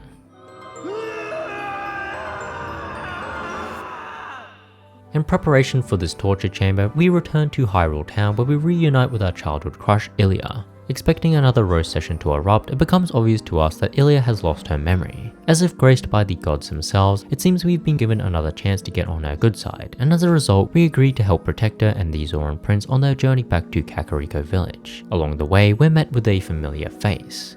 Wait, how is this guy even alive? You can kinda tell he's still butthurt over his last defeat, as he's now strapped shields to his arm. What he should have done though, is strap a shield to his face. The escort mission as a whole is fairly simple, although we did take some chip damage while using our body as a shield for the cart. Upon arriving in Kakariko Village, we're haunted by the spirit of the late Queen Rutella. Doing our best to compose ourselves, we follow her to the gravesite where we end up stealing her late husband's Zora armor. I then paid a visit to Barnes' bomb store, where we traded out our regular bombs for some water-based ones. At this point, we're actually all set when it comes to drowning at the Lakebed Temple. That said, there's quite a few things we can get done at this point. For one, we can donate our life savings to this random old man, which I subsidized by visiting Agatha's castle. Here we can trade in our bugs for some extra rupees. Outside of that though, most of our time was either spent collecting whatever heart piece remained, or learning some new hidden skills. Having run out of excuses, it was finally time to sink down into the abyss. Before entering the main chamber though, we're able to slice up this blue chew, who leaves behind some suspiciously sticky fluids. Unbothered, we scoop it up into our last bottle, as blue chew jelly acts as a full heal here. What makes the Lakebed Temple so daunting is how easy it is to get lost in it. Considering how often I get lost in normal mode, knowing it was mirrored this time around didn't do well for my mental state. Man, I have no idea where the fuck I'm going. It then further deteriorated when I accidentally slurped down my only blue potion for a measly half a heart of damage. No, what? Oh, fuck! No! But, for how confusing this dungeon is, the enemies that inhabit it definitely fall short. You can essentially stunlock Lizalfos in this game, making a relatively tough enemy game round almost laughably easy here. even if they do manage to get a hit off on you, the damage is absolutely pathetic. I'd honestly go so far as to say that there's only one enemy in this entire dungeon that gave us any trouble, and no, it's not the final boss. See, after getting our cheeks thoroughly ravaged by this clam, we surface to find ourselves in an empty cavern. Well. Looks like Mother Time hasn't been treating our high school bullies all too well. That said, this guy's still extremely annoying. For whatever reason, he's still got a bunch of yes men following him around, and their sheer numbers make it extremely hard to get rid of them all without taking chip damage. The toad himself though is extremely slow, which is a good thing, as we're most definitely not surviving a ground pound from this fat ass. Morpheal on the other hand is pretty damn easy. It really just comes down to his limited moveset, especially when he's swimming around. He doesn't really do anything here, meaning we can continuously latch onto his back and hit him with some nefarious backshots. What do you mean by that?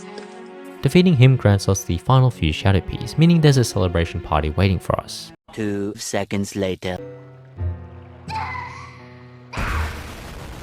With Midna on her last legs, she borrows ours as we weave our way back to Zelda. She decides to sacrifice herself to bring Midna back, and while I can respect the selflessness, there lurked a single question in the back of my mind. Who the hell is going to annihilate Orden Village now?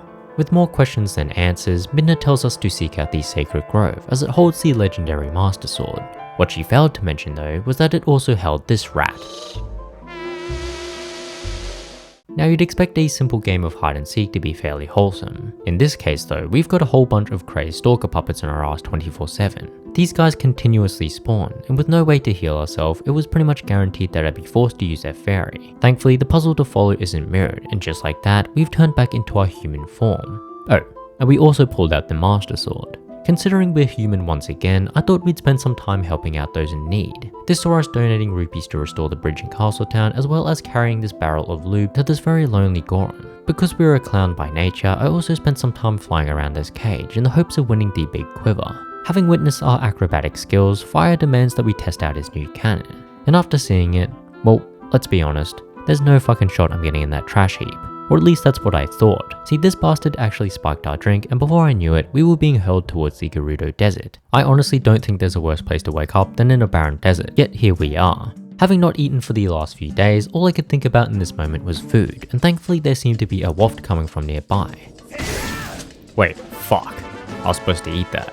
Now it may not be that apparent, but we're inside a Bulblin base. And if I'm being honest, the whole base is full of cannon fodder that we're able to swat away like flies. You know who's not cannon fodder though?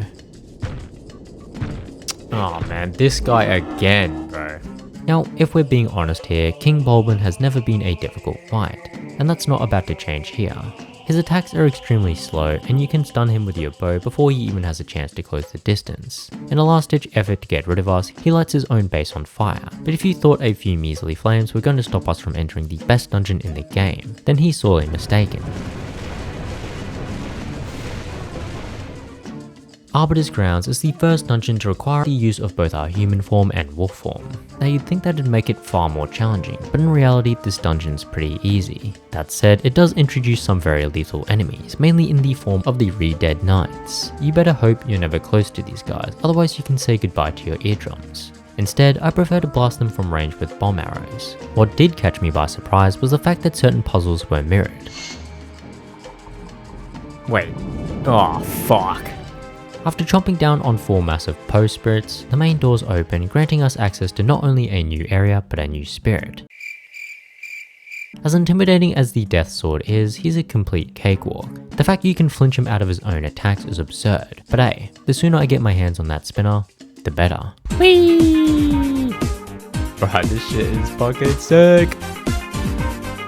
Let's go, big jump. Where were we? Oh yeah, Star-Lord. This guy low-key haunted my dreams as a kid, but outside of his second phase where you're soaring up the walls while trying to dodge his fireballs, he's definitely one of the easier bosses to deal with. With our fused shadow pieces, we erect the Mirror of Twilight. The sages then drop some lore on us about Ganondorf who... Wait, he stole our fucking pose! With another fire lit under our asses, we scaled Mount Everest in record time before snowboarding our way back down it. At the base lies a decrepit mansion, and if it wasn't obvious enough, Link has absolutely no survival instincts. Amazingly, this mansion is the home of a loving couple of Yetis, and while Yeta here seems to be suffering from a severe case of dementia, the soup brewed by Yeto acts as a consistent healing source throughout the dungeon. While exploring this massive mansion, we come across quite a few new foes.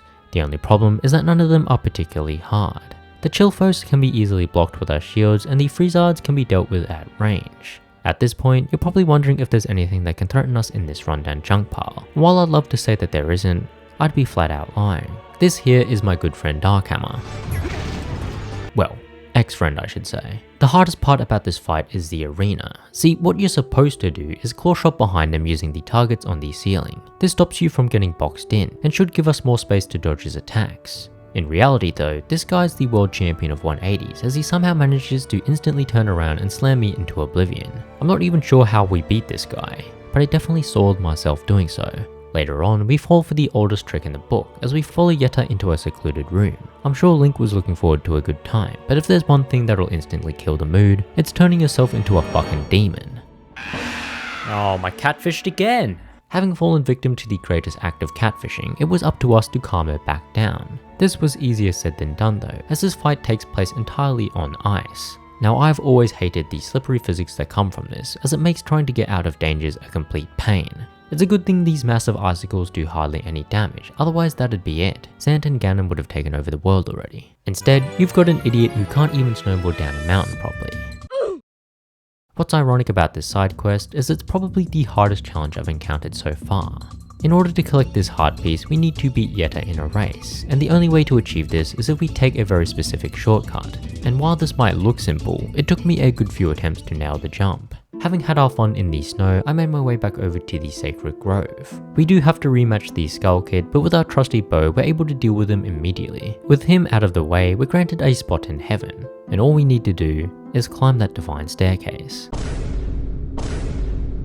Jesus fucking Christ, I thought this was supposed to be heaven. Yeah, so apparently we'd stumbled into the Temple of Time, which in my opinion was the game's way of telling us it was about time we got our asses kicked. This temple is filled to the brim with tough enemies. The Dark Knight you saw before is one thing, but even the smaller enemies like the Lizalfos now sport a shield and armor. Thankfully, once we obtain the Dominion Rod, there's very little fighting that we have to do personally. Instead, we'll just let our statue friend here pulverize everything to oblivion. And when I say everyone, I mean everyone.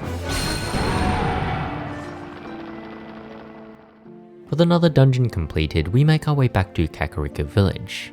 Everyone here seems to think there's a way to restore Ilya's memory, but if I'm being honest, that's the last thing I want to do. Unfortunately, peer pressure is my greatest weakness, and soon enough, I found myself in the hidden village where I perfectly sniped down a whole platoon of Boblins.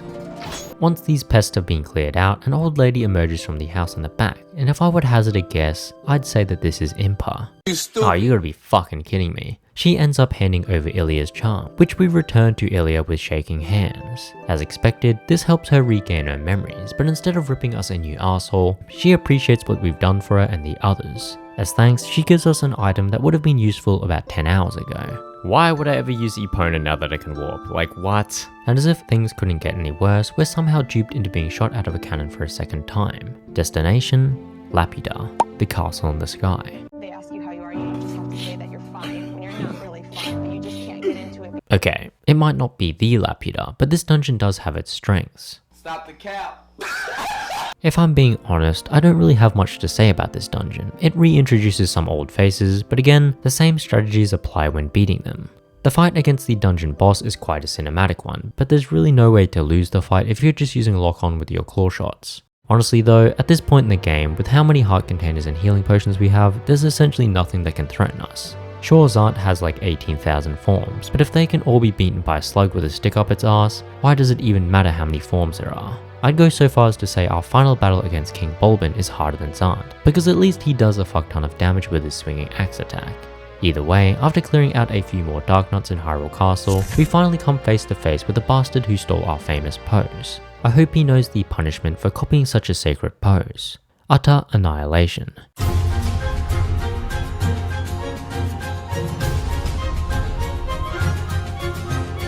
Now originally I was going to talk through the multiple phases of this fight, but now that I've done it, none of them are really that hard. Puppet Zelda is easy to avoid, Dark Beast Ganon has the most obvious weak spot in the history of any game, and the horse chasing segment shouldn't even really be considered a phase. With that said, the final duel against Dark Lord Ganondorf is arguably one of the best in the entire franchise. You can actually cheese this fight with the fishing rod, but where's the fun in that? After a hard-fought duel, we once again style on him with a down air straight into his heart. With Ganondorf defeated, Midna decides it's finally time to reveal her true form. Now, I may be out of line here, but I'm risking it all. I don't even care. What I hadn't planned on happening, however, was Midna finding this very YouTube channel. Disgusted by how mediocre its content was, she decides to shatter the mirror Twilight, thus ending any potential romance between us. At the end of Twilight Princess, I died a total of 5 times, but worst of all, I was left with a broken heart. Now this is where a lot of people would expect me to start talking about Breath of the Wild, but I'm going to disappoint some of you guys. Breath of the Wild is not in this video. Well, it is, I'm talking, like, it is kind of, but like I didn't play Master Mode, is what I'm trying to say. And there's a few reasons for that. The first one is quite literal. This is a video on hero modes, not master modes, and some of you be like, well, master mode and hero mode are the same shit. And that directly leads into point 2, which is they're not really the same thing.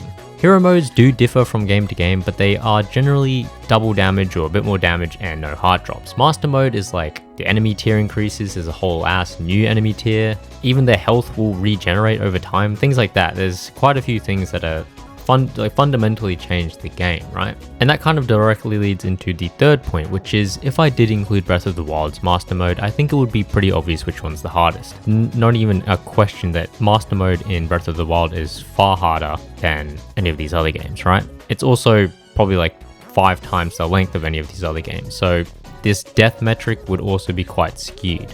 But yeah, I've kind of recorded this part after the fact, after making the video and thinking, oh, I should probably explain it, because it was pretty obvious in my head when I first decided on making this video, but just so that people know, right? So people don't ask all the time in the comments. They're still going to ask, but just for the clarity of anyone else that's actually listening to this waffle.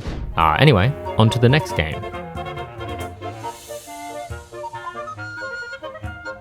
The good news is that there's a small chance it'll be healed in this next game. Now, Link's Awakening is interesting as we don't start this game by waking up. We're actually dead at the start of this game. The hero mode in this game is identical to Wind Waker and Skyward Sword, meaning we'll once again be taking twice the damage without a clear way to heal ourselves. With that said, let's wake up from our... Wait, we are fucking waking up. How they managed to start every single game like this, I'll never know.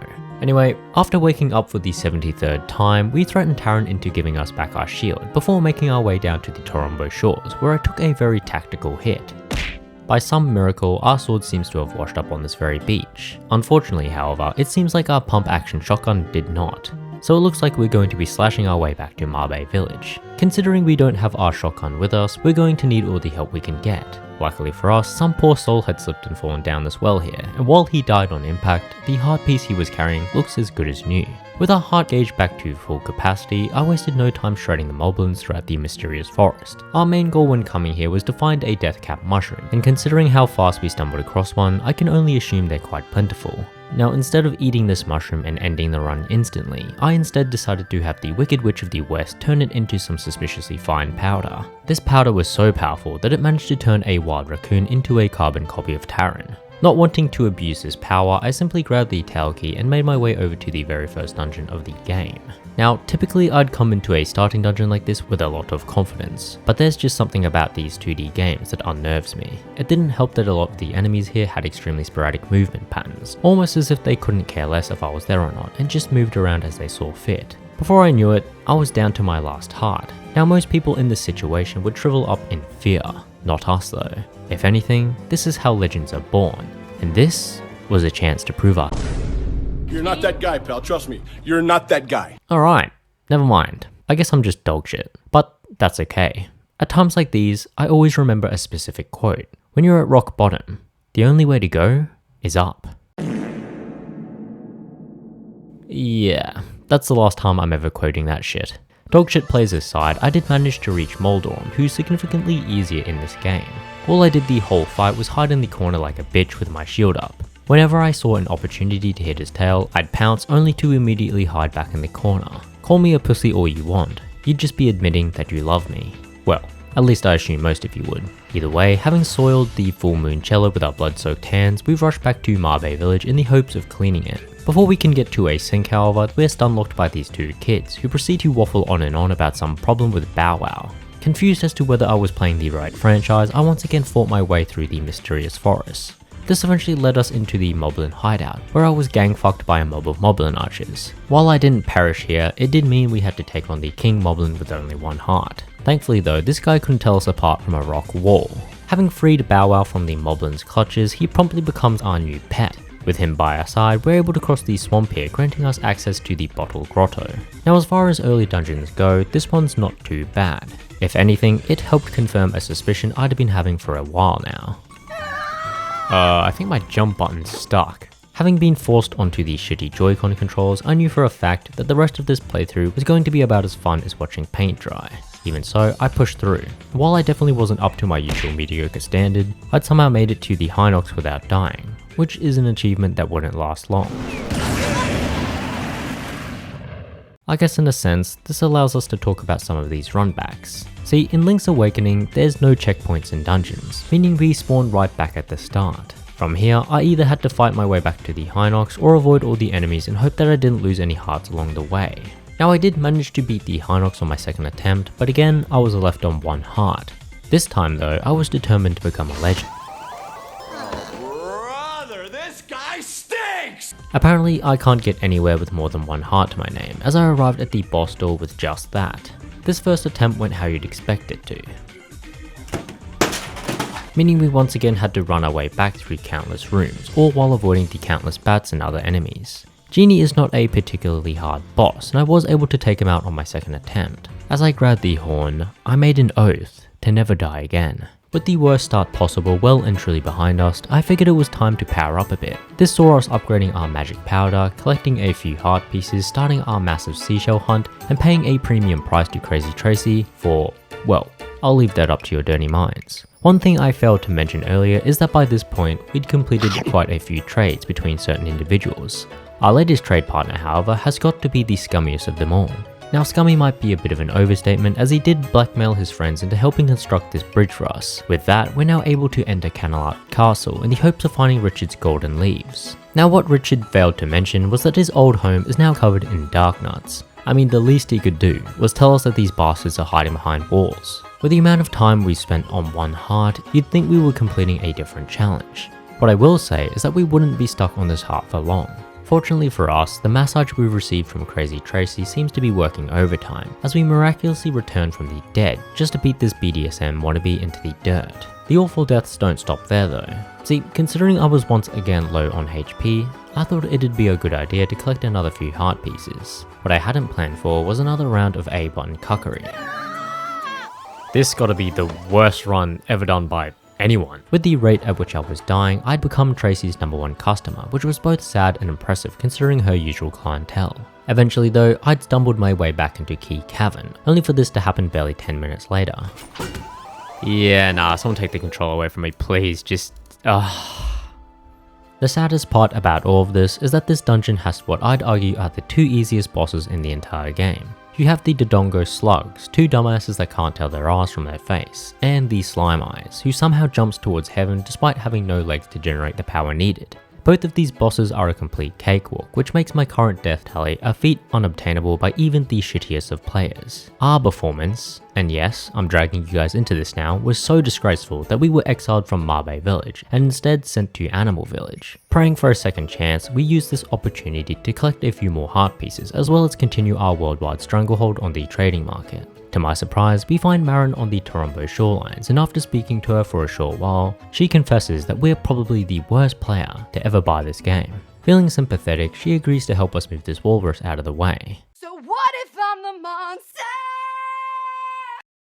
The fight to follow proves to be a rather challenging one, mainly because we're constantly being sucked into the quicksand. The land mauler does get quite a few hits on us, but there's nothing to worry about as there's a conveniently placed heart piece hidden right below it. Speaking of sand, there's a good few seashells to collect in this area. We can then take these seashells to the Seashell Manor. This place gives us rewards based on the number of seashells we deposit, and as you can imagine, the more seashells, the better the reward. For now, we're only able to collect a certain number, meaning it was time to head into another dungeon. But not just any dungeon. This here is the Color Dungeon, a secret side dungeon that holds arguably the best item in the entire game. Unfortunately, we've got to fight our way to it, which includes taking down 3 separate bosses. Now, for the most part, their difficulty isn't mind-blowing, but they are tricky enough to slowly chip our health down, which became slightly concerning as I only had one fairy to heal with at this point. Luckily for us, the hard-hit beetle doesn't do well against our constant pressure, and with him defeated, we're able to meet with the fairy queen to collect our reward. She offers us 2 choices, either the powerful red male or the sturdy blue male. Now in most cases, I'd take the red male here, but with our death tally as high as it is, we'd be stupid not to grab the blue male, which halves the damage taken from this point on. Again, our dodgy performances bite us in the arse as the fairy queen refuses to heal us back to full HP. Instead, we've got to seek out a nearby fairy fountain, where we not only heal ourselves back up, but also restock on caged fairies. With that done, it was time for a little hike as we made our way to the Angler's Tunnel. I won't lie, I was low-key hoping our blue male would help us blend in, but that doesn't seem to be the case. We're also kinda getting cock-blocked by this asshole. The biggest atrocity, however, is the fact that Link can't swim. Let me remind you, this is the same guy who got his ass blasted while sailing solo in the middle of the ocean at the start of the game. What do you mean he can't swim? Get this though, after destroying this thick beetle, we're able to open a chest that contains a set of flippers. Now, for the final question on Who Wants to Be a Millionaire, what do flippers do exactly? Like, what is their purpose? That's right, they're generally used to increase propulsion in the water and in turn, your speed while swimming. They're not supposed to magically teach us how to swim, but hey, if it allows us to bonk this anglerfish into oblivion, then we'll just have to accept it. The anglerfish might have been our enemy, but that doesn't mean every fish needs to be. Manbo here, for example, is a friendly fish, although I won't lie, he does look like he'd do well on top of some sushi rice. Intrusive thoughts aside, he teaches us a song that's so mid. My capture card couldn't even keep consistent frames during it. My frames? What's going on? Despite losing our ears to that garbage, it's worth it in the long run, as we're now able to warp around the world. What wasn't worth it was coming out of that cave with our very own stalker ghost. Wishing nothing more than to get rid of him, we take him back to his old home before exercising him at his gravestone. We're somehow rewarded with another fairy bottle, which I immediately used to imprison yet another fairy, and with our privacy secured once again, I got back to my favourite pastime, losing money to bullshit. You gotta be fucking kidding me. From here we upgrade our bomb capacity, collect a few more seashells, and splash our cash on the bow and arrow set. These aren't necessary actions, but we'll be needing all the help we can get, as this next dungeon certainly ups the challenge in multiple ways. For one, the rooms are filled to the brim with enemies, making it harder to get through each one unscathed. This dungeon also introduces the first reoccurring mini-boss in the form of the Master of All Stalfos. Now granted, he's not the hardest boss we've come across, and he's only got one move that I consider dangerous. It just so happens that this same move also leaves him completely open to a bomb being dropped on his head. Sadly, this guy's terrible at taking the L, as we've got to beat him 3 whole times before he gives us the hookshot. But with that in our hands, we can soar our way over to the boss door. Now, the entity that lies behind this door has often been described as one of the toughest bosses in the entire game. Okay, so I might have lied. This boss is a complete cakewalk. If you hug one of these side walls here, his tail can't even reach you, and all we really need to do is wait for his head to pop out before we can hook it into some easy damage. Before heading into the next dungeon, I thought it was about time we finished up the trading sequence. This saw us trading in our shovel for the iconic boomerang, an item that I hardly ever used. Regretting our decision, we make our way over to the ancient ruins, where we one-shot every armor statue that gets in our way. Having witnessed the annihilation of his minions, the big boss man comes down to face us himself, but as intimidating as this guy looks, his armor might as well have been paper. With the world's fate resting on our shoulders, there was no time to waste, especially on stupid little minigames that involved rapids. Wait, yeah, so this rapids minigame actually has a lot of rewards attached to it. The main reason we're here though is to set a new world record, winning us our 40th secret seashell in the process. These can then be exchanged to upgrade our sword to the Koholin sword, which deals twice the damage to everything but whiz ropes, which is ironic considering they're the ones blasting my ass the moment I entered the face shrine. These whiz ropes pounded me so hard that I had to start actively avoiding them. But then I remembered something a sage once told me in a totally made up scenario. Wizards have always been weak to boomerangs. Okay, yeah, I made that shit up, but check this out. Anyone want to hazard a guess as to what this guy is called? I'll give you a clue. By the time we'd reached the boss door, I'd pretty much taken damage from every enemy to ever exist. That said, this wasn't enough to break our tough guy facade, although having tiles launched at us by a cartoon face certainly came close. Our next destination is up at the Eagle's Tower, a multi-floored dungeon that had us bouncing in and out of its poorly decorated interior. I mean, come on, who thought this green was a good choice? Horrid choices aside, the dungeon's hiding an even darker secret. Is that Kirby? The dungeon's constructed in such a cancerous way that it's practically impossible to get through it without taking chip damage. BMOS will blast your ass if you get within a mile of them, every room comes equipped with 57 traps, and somehow a Hinox has managed to scale the mountainside just to get a hold of our ass. In comparison, the mini-boss is, well, I'm not even sure if this guy is the mini-boss. That's just how easy he was. Now surprisingly, the same thing could be said for the dungeon boss as well. Psh, more like shit eagle, am I right? In all seriousness though, 95% of this guy's attacks can be blocked simply by holding your shield up, and the other 5%, you can just block it with your sword. As we near the end of the game, there aren't too many things left to do. Using an arrows upgrade as an excuse, we satiate our electrocution fetish one last time, before collecting a few more hearts. Our main objective lies over at Turtle Rock, where we wake up Crush, who's laid dormant since his minor role in 2016. Mistaking us for a Disney worker who did him dirty, Crush lashes out at us with his average neck size. Unfortunately for him, his movements have become quite stiff, a byproduct of being out of the game for so long I'd assume. His sluggish movements make it easy to drop a bomb on his head, and while it breaks my heart having to put him out of his misery, we've got a game to finish. Having blown one of the coolest turtles in cinema history into smithereens, we venture forth into the hardest dungeon this game has to offer. Its non-linear layout and abundant puzzles make it practically impossible to clear for anyone whose IQ matches the number I put in my pinned comment. It's also one of the only dungeons to feature previous mini-bosses, although you'd have to be a special type of bad to realistically get hit by them at this point in the game. Speaking of mini-bosses, we get to face off against Little Mac's lost long brother, Little Shit. I'm not exactly sure what I expected from this fight, but it definitely wasn't a boxer who spammed wind-up power shots. As a boxing fan myself, I can tell you straight up that this guy's a hard-stuck journeyman. Now, if Fail No here wasn't embarrassing enough, the final boss of this dungeon is, well, he sucks. Let me just put it this way, I spent more time on this ice puzzle than I did on this fight. Now that might just be because I'm thick in the head, but I don't even think I had to move during this final fight. You just spam your magic rod over and over and block him with your shield if he ever gets too close. I'd go so far as to say that he's one of the easiest bosses in the entire game. Whoever hired him to guard the final instrument of the sirens most likely needs to be fired as well.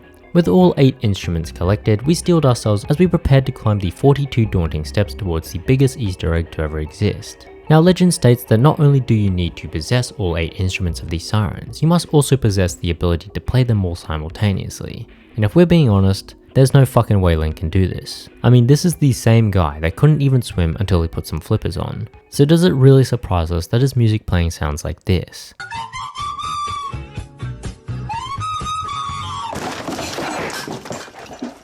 Granted, this was so shit that the Windfish had no choice but to let us in. To everyone's disappointment, I'm sure, the darkness radiating from the inside of this egg had less to do with chocolate and more to do with this thing. Unlovingly named the Nightmare, this guy's probably the hardest boss in the entire game. Now I only say probably because he's got a buttload of phases, with each one ranging from laughably easy to quite challenging. His Ganon form in particular gave me the most trouble, as I'd forgotten that the only way to really damage him was either using a charged spin attack or literally charging him. What makes this form so hard though is the fact that his attacks take up most of the space in the arena, meaning we can't really move around as much as I'd like to. This then carries on into his final form, Deathel, although I find this form to be far easier in comparison. His sluggish arms do take up a lot of the arena space, but they're consistent in their movement patterns, which makes them far easier to jump over. Following his defeat, we're presented with yet another set of stairs, and while I can't be bothered to count them this time, just note that our tiny legs were shattered long before we reached the top. Clawing our way up, we finally meet with the Windfish just to get shot out of the egg by a geyser of water. We awake centuries later on the same raft that got obliterated at the start of the game. That's right. Once again, this whole adventure was a dream, and quite a deadly one at that, as we managed to perish 9 times during it. This leaves us with one final game. The dark horse of the entire challenge, if you will, as I had absolutely no idea how I'd fare going into it.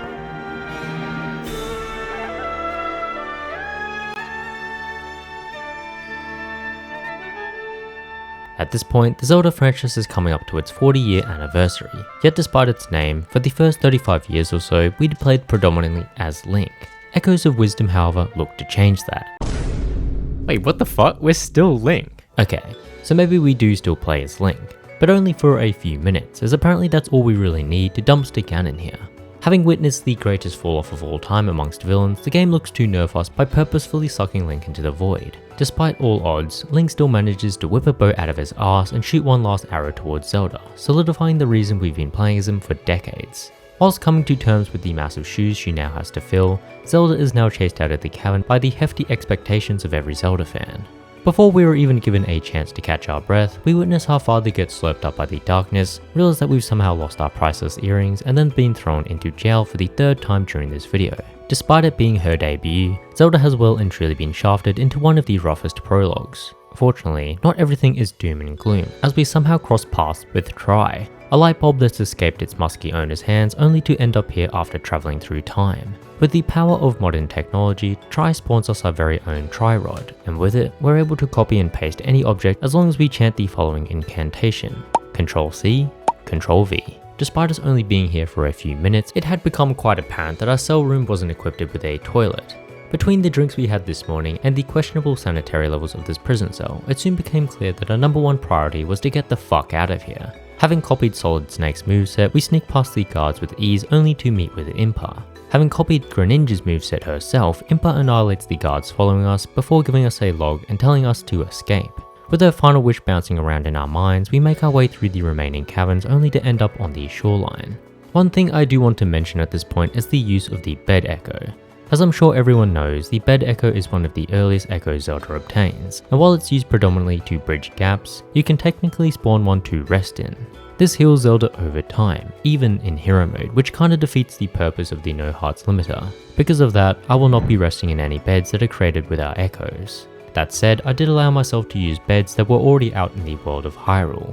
Either way, now that we're on the beach, we can start collecting some new echoes. The main echo to look out for here is definitely the sea urchins. These guys are extremely strong, even towards the latter half of the game. They're cheap, easy to deploy, and they deal decent damage, especially this early on. Now because this is hero mode, we needed to make sure we were beefed up.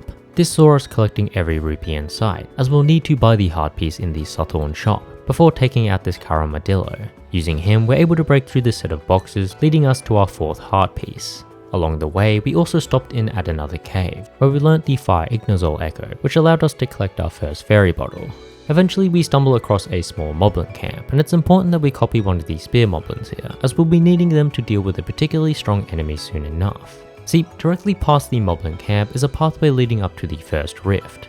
Before doing that though, you may have noticed a small cave entrance down below, and it's in this very cave where we come across our first P-Hat. Being able to secure this thing as an echo at this point is crucial, as it's far more powerful than anything else available at this stage in the game. I mean, it quite literally solos whole rooms worth of enemies. With Mr. P-Hat by our side, we're able to navigate the first Still World with ease, as well as the first dungeon of the game. Even the mighty Dark Nuts couldn't stand up to Mr. P-Hat's aura, and not long after, we'd already caught up with Link. Unsurprisingly, Link isn't too happy that he's been replaced, and in a fit of jealousy, he decides to lash out at us. Having barely dodged what I'd consider a lethal strike, it became clear that Link wanted us dead. Unfortunately for him, the series was named The Legend of Zelda for a reason, and for the next minute or so, we made a complete mockery out of him. Doubting his abilities, Link ultimately melts away, leaving behind his sword, which we can miraculously use to enter sword fighter form. The rest of the dungeon was about as exciting as you'd expect from a first dungeon. Well, that's fucking useless. And before long, we'd come face to face with the Seismic Talus.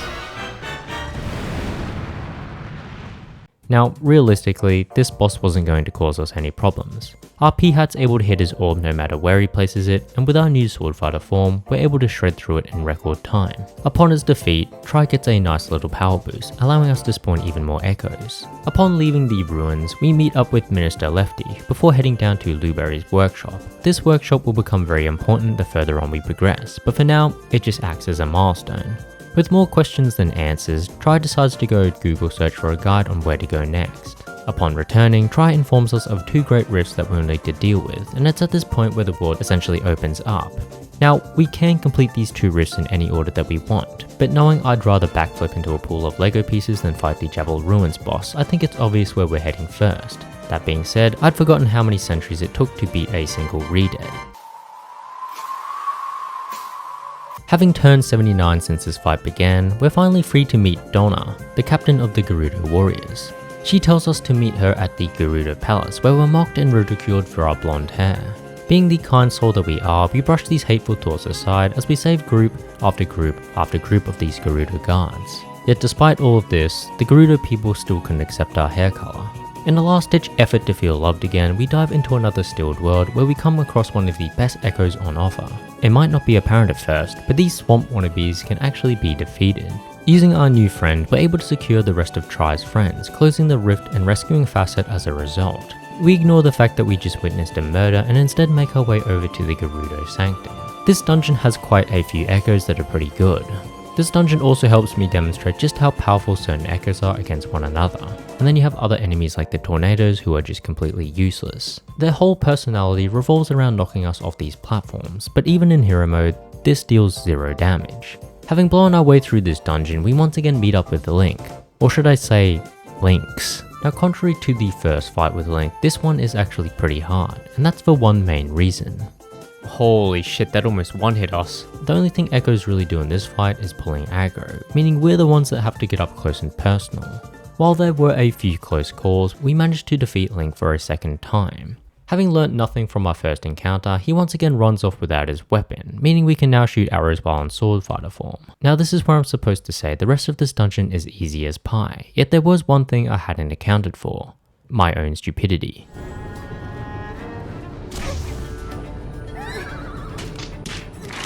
It's becoming a running joke at this point, but we ended up with the boss tool with 1 heart yet again, meaning we were going to have to be perfect against Mogriff. Fortunately for us, as long as we're constantly moving, it's very hard for this guy's attacks to catch us. The quicksand introduced in his second phase does make things a bit more dicey, but as long as we keep moving and jumping over it, we're good.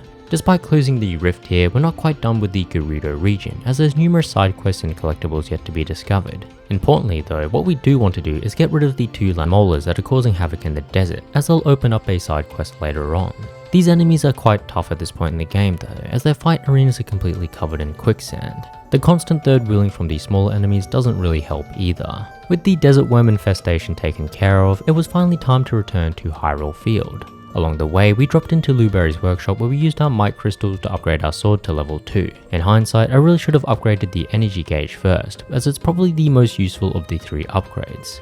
I just figured that we'll be needing the extra damage to take out a few tougher enemies, only to then spam echoes and not use my sword at all. Not to worry though, as the Lizalfos here protected a chest that contained another 3 might crystals. Having now realized my mistake, I spent a bit more time exploring around Hyrule, collecting heart pieces and of course, making sure I had enough might crystals to upgrade our energy gauge. Just to help put things into perspective, this is what we've managed to achieve before even reaching the 3rd dungeon. Safe to say, this next dungeon didn't stand a chance. And that's mainly because it was just an extra mini dungeon. Now originally, I'd only come here to get the heart piece dropped by Smog, yet there was an even better reward waiting for us outside.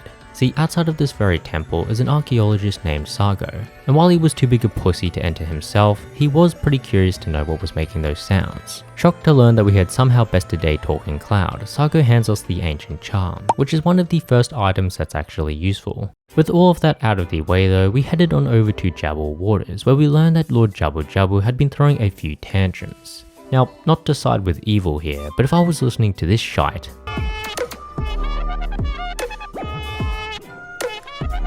I'd be throwing tantrums too. Now as much as I can sympathize with Lord Jabu Jabu here, we do need to clap his cheeks as he's blocking the entrance to the next dungeon. As I stated before, Jabal Ruins is one of those dungeons that I'm just not a massive fan of. Is that because it's mainly water? Yes. Is it because the boss is annoying? Yes. Is it because the boss is annoying in the water? Also yes. What I will say though is that this dungeon has some extremely strong echoes. Jaws here can pretty much solo any creature under the water, and while there are a few cancerous critters above water, we've got plenty of other echoes to deal with them. Eventually, we come across a suspicious hole that might as well lead straight to hell, as there's no chance this dumbass wouldn't be there. His attacks aren't even the problem, or at least they aren't directly the problem. but Carver here likes to summon Whirlpool, so much so that he gasses himself out after each sesh. This then gives us the opportunity to get some hits in, but some of these Whirlpool patterns are so AIDS that there's no plausible way to get back to him. How in the fuck am I getting back to him here? This is only made worse when he drains half the arena of its water, making it far harder to reach the scales on his back. This boss fight right here is why it's so important to get a good range of echoes, as each one has its uses in different situations. Either way, having defeated this dumb fish thing, we pretend to enjoy the final performance of Drat and Kushara before making our way back down to Luberry's workshop once again. We upgrade our energy gauge to level 3 before collecting a few more heart pieces up in Zora's domain. We also tried our hand at smoothie making, which... I mean, you've got to cut us some slack. We've had chefs cooking for us since birth. Privileges aside, with both rifts closed, it was about time we took care of the rift covering Hyrule Castle. This sees us sneaking through the cellar basement, playing a game of snakes and ladders if the snakes were bats, and getting our ass handed to us by Tektites once again. All this ultimately leads to a battle against Ganon's Echo, who is without question the hardest boss we've faced so far. The main thing that makes this fight so tough is not only the amount of damage he does in Hero Mode, but also just the length of the fight. This guy has like 4 phases, each one lasting quite a while as we're only given so much time to hit him between each attack. Alas, we were able to beat him without dying, which honestly signaled to me that we probably weren't going to die for the rest of the playthrough. Following his defeat, we come across the real Link, who's still trying his hardest to prove that he should have been the main character. Unfortunately for him, the plot remains his biggest counter, as he's imprisoned and dragged off yet again. Realizing the game would have been far too short if it ended here, Nintendo made sure to open up another 3 rifts for us to close. Assuming these rifts would be even tougher than the ones we'd already closed, there were quite a few things we needed to do to prepare for them. This saw us taking out the final land molar, tricking a horse into becoming our new mount, and beefing with whatever the fuck this thing is. Every one of these side quests rewarded us with something useful, whether it be a heart piece or another fairy bottle. Doing all this may sound like it's overkill, but if there's one region you can't underestimate, it's the Elden Volcano. Why I decided to go there next, we'll never know. Now saying that, we were able to close the rift covering Goron City without much trouble, but that was just the beginning. See, to reach the next dungeon, we need to pass by the Lava Lake, which believe it or not, is a famous tourist spot where everyone wants to take a dip. Following our little swim in the lake, we venture forth into the Lizalfos Burrow, where there are, well, Lizalfos. No shit. Concerningly, however, these guys are a different breed. A breed so advanced that they'll ignore your echoes and jump your ass, causing immense damage. Wait, what? He just juked my Echo and then fucked me. The Elden Temple, on the other hand, definitely ups the difficulty. The biggest factor in my opinion isn't really the enemies, but the layout itself. Whether it's patches of molten feces or rooms full of lava that rise to within an inch of your butt cheeks, this dungeon is full of dangerous environmental hazards. To help balance this out though, Nintendo decided to place the weakest version of Link here. Bomb Link is a complete joke. Throwing bombs that blow up 4 years later is one thing, but it takes him about 5 business days to pull them out. This gives us plenty of time to beat him down, and as you'd expect, the moment he's defeated, he leaves behind his bombs like an idiot. You'd really think he'd learn by now. The rest of our time here saw us ganging up on a Wizrobe, using a fish out of water to blow up some cracked rocks, and gliding our way towards the boss door. The boss in question is Volvagia, and he's definitely one of the trickier bosses we've come up against. The one thing about Volvagia is that his attacks can be quite awkward to dodge. The one saving grace though is that they don't do nearly enough damage to threaten us. Even on hero mode and with him knocking us into the lava, I think at most I lost about 3 to 4 hearts a hit, and this is even after I traded out the ancient charm for the frog ring, as the higher jumps edge is far more useful. With another region restored, we take some time off to pick a few mangoes. Now, we're not one to do charity work, we're a princess for God's sake. No, the only reason we're here is not for the heart piece, but for the dance outfit. As a nice little bonus, the tough mangoes that we pick also make for amazing smoothies. Having spent a good few years cultivating mangoes, I was itching to get back into fighting things. The problem was, the next dungeon I chose was probably the worst one to shake off our ring rust. This here is the Summit Cave, an extremely short and linear mini dungeon that somehow proved to be our toughest challenge yet. I can't begin to describe how many times I failed to cross this section.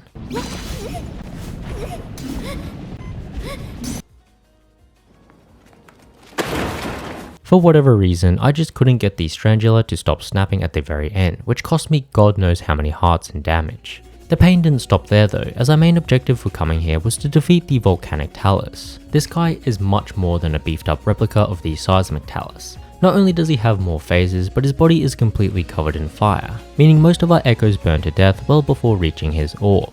Not only that, but his damage is absolutely insane, sometimes taking over 8 hearts with a single hit. But with the arena being as small as it is, his massive spin attack can easily cut you off, making it extremely hard to dodge. By the end of the fight, I had used multiple smoothies and cheated death several times. Having gotten the humbling of a lifetime, I knew we needed to be stronger.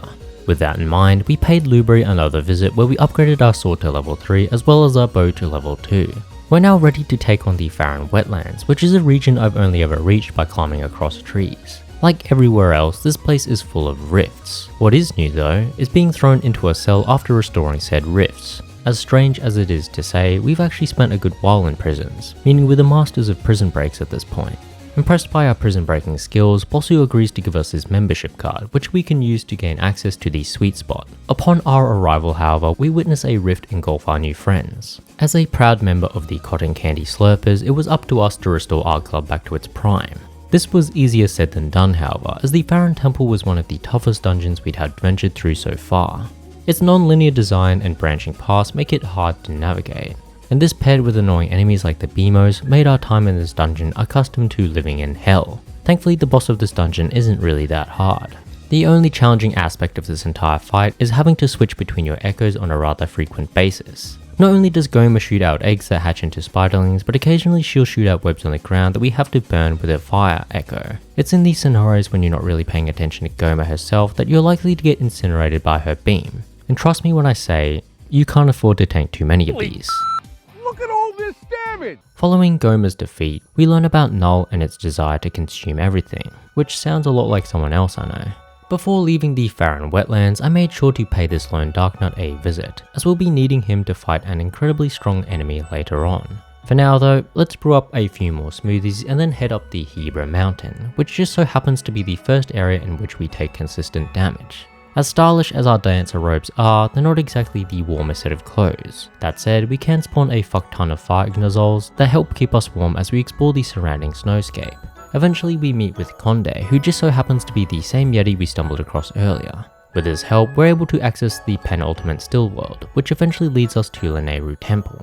Now you'd expect the final dungeon to be the hardest, but we've thoroughly prepared ourselves for this moment. Our fire whiz robe absolutely melts through the poor Octoroks. Slime Eye here can't get anything done as we flood the room with ice Octorots, and it doesn't matter how many friends the White Wolf False calls for, as our new Darknut can now deal with them all single-handedly. The only challenge offered by this dungeon is the dungeon boss, Scorchill. As his name suggests, this guy alternates between a fire and ice form, the latter of which being far more dangerous. The main reason for this being his spin attack, where he slides around the room freezing anything he touches.